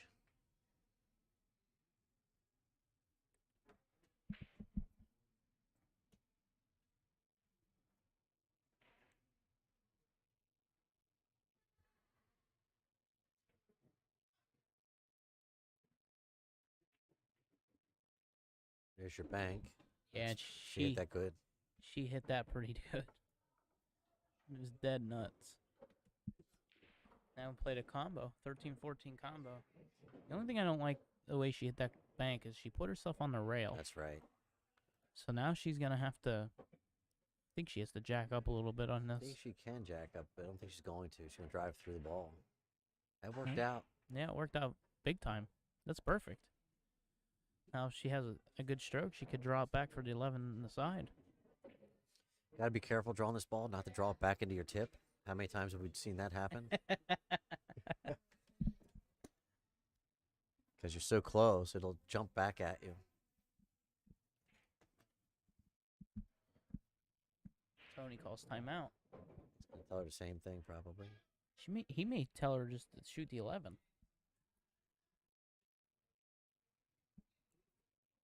Because all she got to do is pocket the 11 and she's on the 13. But at the same time, if she just stops the cue ball there,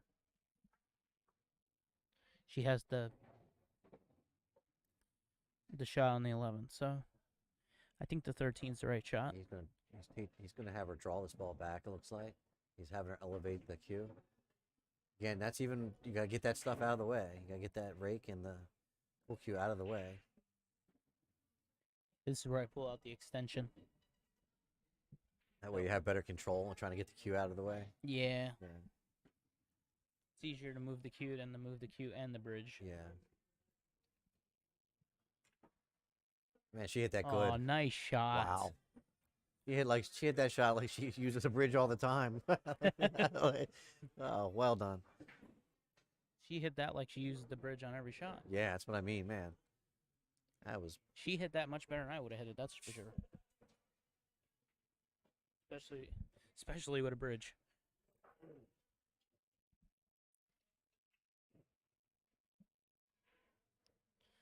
The bridge, I either get no draw at all, or I draw the whole length of the table. all right. So here it is. Take it hill. I told you a lot of hill matches. That's why it's taking these.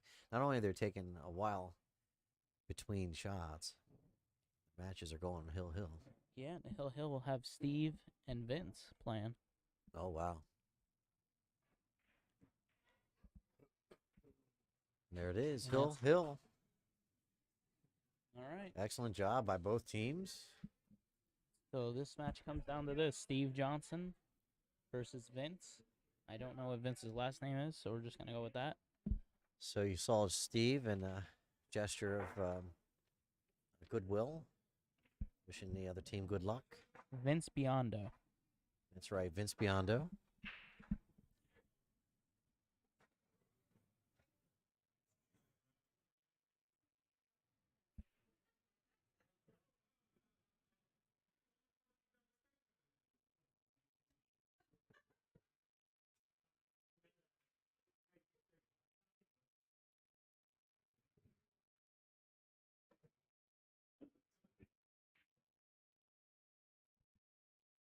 So here we go. Final game for all the marbles. Winner moves on to the next round That's right. to play Zippler's team. Tom Zippler. The loser of this match gets 4th place. That's right. In a very, very tough field, no question. 25 teams. Originally had 32. We had some drop. Vince the break. Looks like it's going to be a dry break. Yeah. And so Steve's going to have the opening salvo here. He's going to have his option. I think he's going to go with the high balls here, it looks like. See what he's thinking. Problem with the high ball is going to be that 12 ball. I actually like low balls here. You like the low balls here? Because all the low balls have holes. The Yeah. only thing is to get out is the 8 ball. Yeah. Good shot. Uh-oh. His cue ball's a little loose here. Slows down the middle of the table. Has the 6 ball. Or the 3 ball. If I'm Steve, I think I'm shooting a 3 ball. Because It separates that 8 ball. if you had any solids on the table you'd say is tough, that's probably the toughest 3. Because you could say the 2's tough, but that's just an easy combo with the 1 ball. So he may even bump the 8 here. Yep. Yeah. Now Perfect the shot. 8's wide open. And a 7, Oh, he's got the 5 in the Yeah, I side. think that's what you do is go with the 5. Now, you got to be careful not to catch that point. We've seen a lot of people miss that side pocket today. Yep. Like me.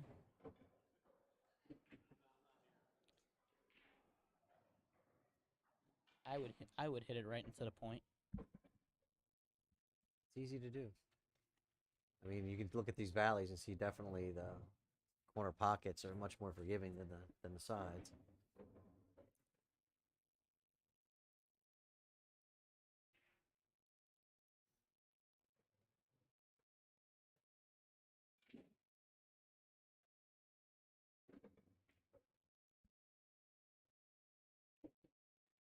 Good stroke. Pockets Yeah, that very 5. good shot. Now the 7 ball, right?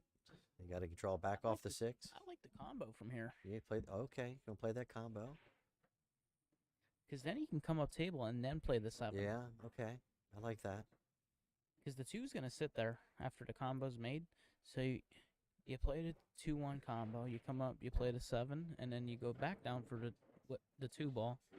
The 6 gets you on the 8. I like the way you're thinking. Oh, so far Steve likes the way I'm thinking too. Yeah. Except he didn't get there. Well, He's the wrong angle in the 7, which is now going to force him to go into the 14. do you play the 6 here? Nah. No, leave the 6 6 there? leads you nowhere. If you play the 6, you're going into the 10, possibly the 12. Yeah, Yeah, that's just trouble. trouble. So maybe the 2 ball? You could shoot the 2 ball. Try to get Yeah, back into your position for your 7? The only problem is you're going to be coming down to all these balls that are down here in the end rail. The 13, the 11, and the 9. Oh, he went into the 15. I don't think he's going to like it. I think he got a real lucky roller. You think he can see the 7, the switch views? He can. Oh, maybe not. That 7 looks more tucked than I thought. But he put the 15 in a good position to use it. Send the 7 off the 15 into the hole, and that's what Steve's looking at right now. Which, if he makes it, he wins the game, I think. This is it. It all rides on this shot. For Steve, anyway. Because this has built-in position. Oh, he hit it good. Oh, he hit it a little hard, though. Too good. Oh, he might be all right, but, man, I'm not liking it. Might be okay. Might carry him off the 10. I think it goes off the 10 into the 12 and then lays up perfect behind the 8. I think you just called it. If nothing else, I think it's going to go off the 10 and get to the rail. He's going to bump one of the balls after the 10. It's either going to be the 12 or the 8. He's got to go for it, though.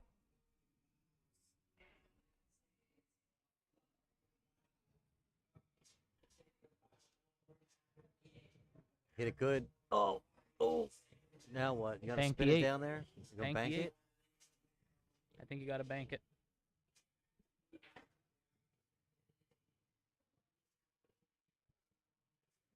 This is it, folks.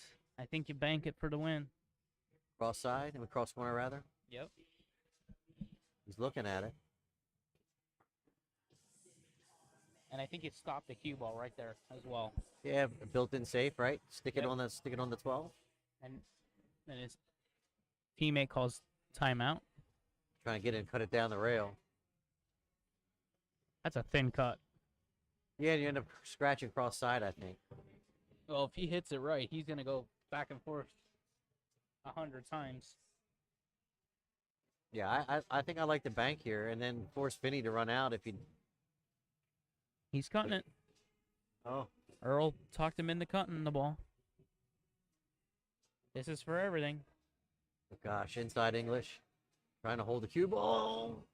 Oh, it just bobbles out and puts the 8 ball in that pile of balls. That's rough. Now Vinny's got 500 safeties he could play. Yeah, that's going to be a real problem. I mean, that's and You know what, though? The way the 8's sitting on the 11 or 15, whatever that is. Played off. If he leaves that rail open at all, I think the 8's wired into the pocket off that ball. Leslie said Steve broke his own cardinal rule. I'm not sure what that is. You have to let us know.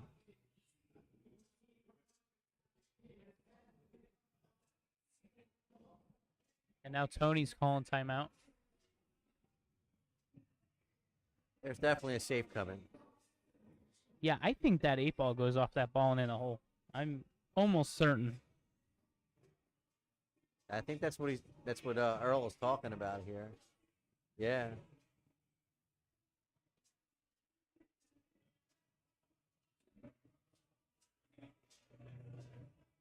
And that is, if the opponents call a timeout, you're allowed to talk to your player on the sideline or by the table, I guess. That's right. It doesn't matter. The intent's the same.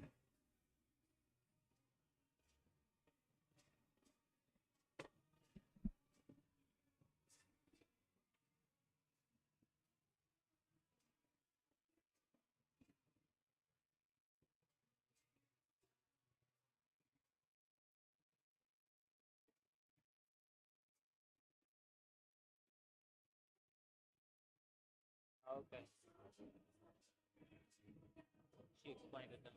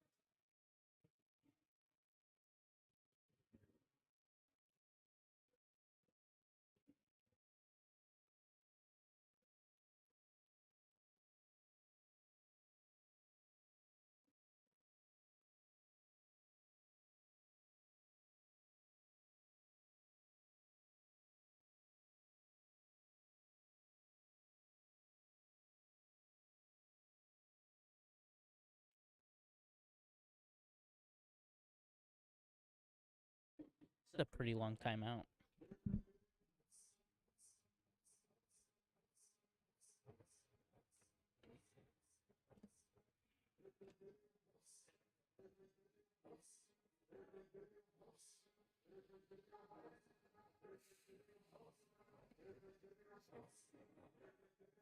Maybe that's what I do next time.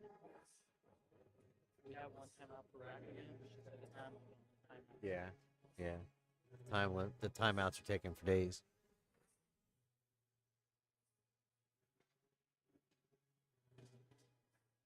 Because it seems like whatever Tony tells him, he's not liking it.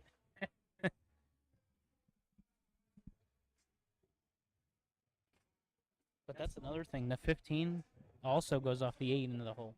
If he makes that, he can run out. What happens is it's all on the line, and I'm sure that Vince is feeling some of the pressure here, and he just does not want to make a mistake that opens it up to a simple 8-ball. So you can understand if you're not feeling confident about the shot, what the hesitation might be. Nobody wants to be the GOAT, right?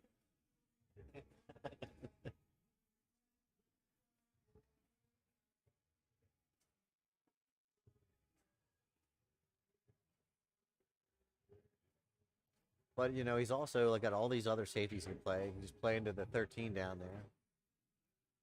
But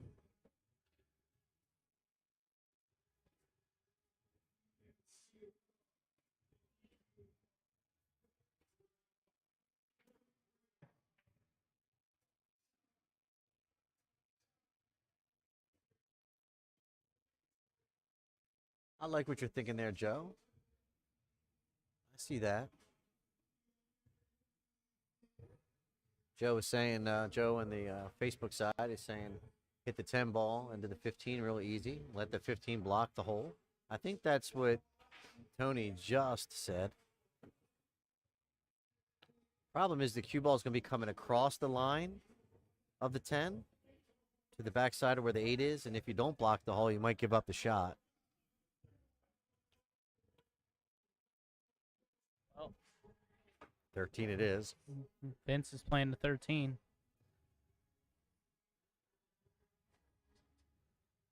Makes it. Back in the same spot he was just in. We'll go at it one more time. Then the next one in. I think it's the 11 ball.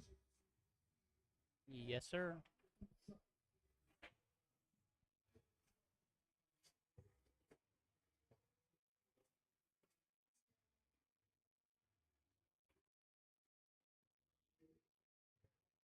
Missed it, but it is a good cue ball. I could see Steve going off the top rail, side rail, trying to knock the. Actually, he can go in between the 12 and the 10. Possibly kick Karam the 8 in off the 15.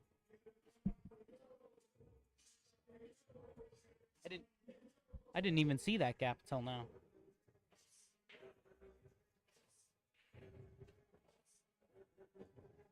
I honestly think that 8 goes.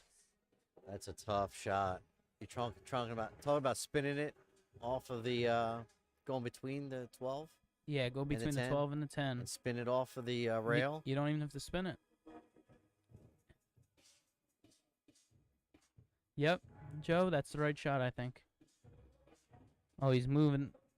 Well, I don't know what that shot was. Kind of confused.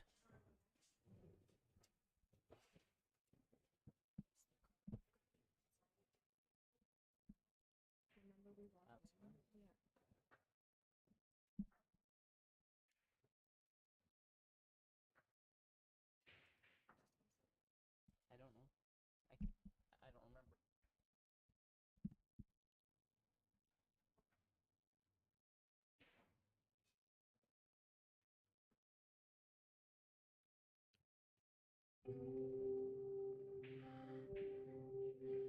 Well, you're going to break them up a little bit. That was a really good shot. Steve might bank this ball cross corner. Sure, you can see it. Oh, yeah. Might bank this ball cross corner. You just got to hit it with some low, stiffen it a little bit, shorten the angle off the rail. Maybe a little bottom left, actually.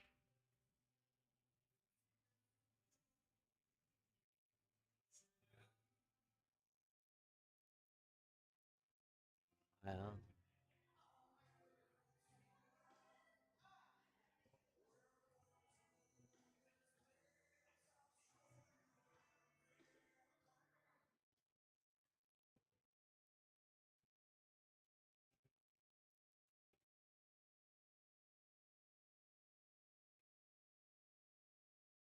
So that's the bank. He's lining it up. Yeah, this is a tough bang from here. You got to change the angle a little bit. So I'm trying to look at it. If it's coming off of there flat, it's going to go too flat. Then you got to narrow it up a little bit. Might be able to do that with a little bottom right. No, bottom left. Bottom left.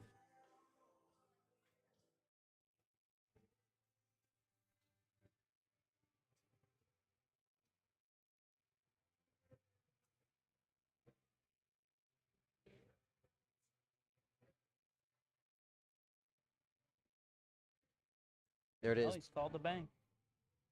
He's going for everything.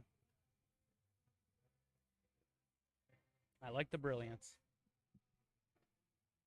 Queuing it up. Put all your eggs in one basket. Nope. Shorted it up too much. Yep. That ball was always going short. That was the main problem with that. He had to widen that angle a lot. Yeah, I thought it was going to be. I thought it was actually going to be long. So you had a better thought of than I was. So you had to open it up.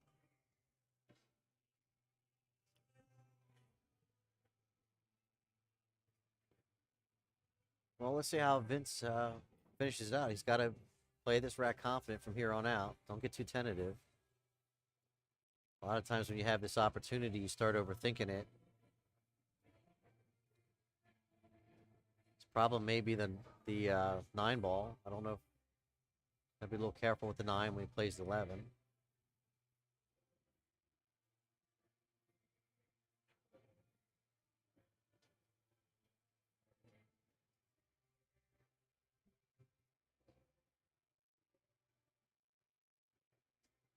I'm not sure about that shot.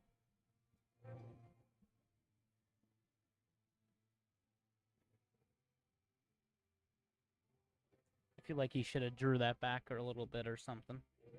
I don't know. Maybe it's me. I think from here you got to play that 14 ball in the top right corner. Yes. It's going to go ahead with 10. Play to 10. Yeah.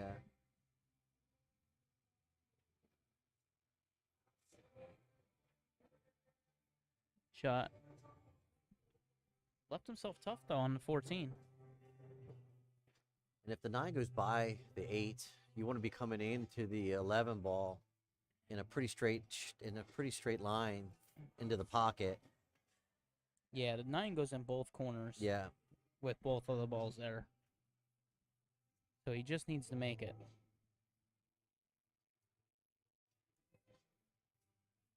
This is the shot of the match. He's made it, and he's got perfect. So he just needs to have good control here off the 11. Don't want to Yeah. let the cue ball get too far back up table. Yeah, you just want to hit it with this with a touch of left or right spin, Trying to- rather. Just so you can kill it off the rail and leave your cue ball there for the 9. Since I don't think you can get to the other side from that position.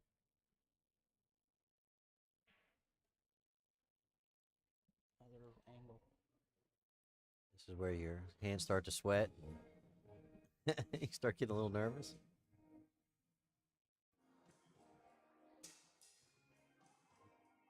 He may even play safe. If he's not comfortable with the shot, he may just duck him behind the 9. Do you play pocket safe here and just pocket No, the 11? he's going to hang the 11. When I'm playing safe, I'm not pocketing balls most of the time.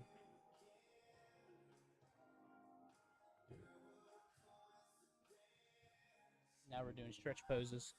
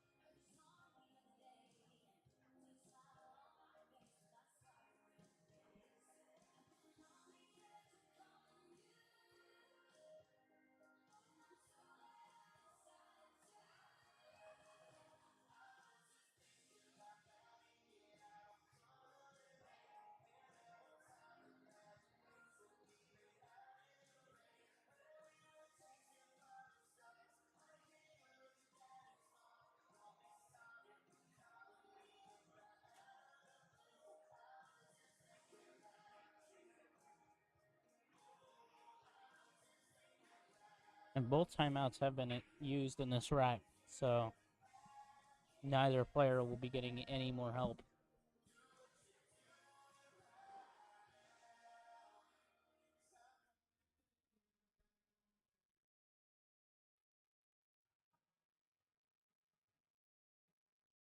Hard. Oh, that was a great shot. He used the outside English to come across. Yeah, but I don't like this shot. You got to spin this ball a little bit, I think, or you got to just, if you don't, you're going to have to. Ball's going to take off. No, he's going up and down now.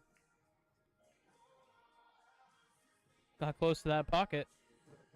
Not liking it. I didn't like No, it. I Now don't you're gonna like have it to- now. Now you're going to have to come with a bank. Right up there where he's at now. I like banking it to the other side You now. really? Yeah. For some reason, I like the back cut with coming across that ball. Well, he called the cut. Yeah, I always That's get a little thin nervous cut from there. blocking the bank shot, hitting it full. That's a really thin cut from there. Yeah, it looks like he's not cutting that. It looks like he's banking it. Yeah, he's banking it in the back corner pocket. He He made got it. What a shot. We're going to go ahead and put that on the replay there. So let's take a look at that replay there by Vince with a great reverse bank shot there to win the match.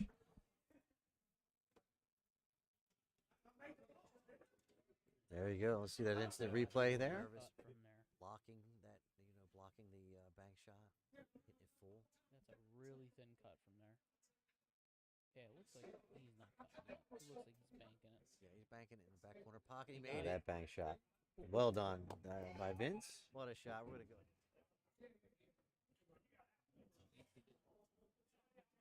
All right, so while we're setting up for the next match, I'll be right back.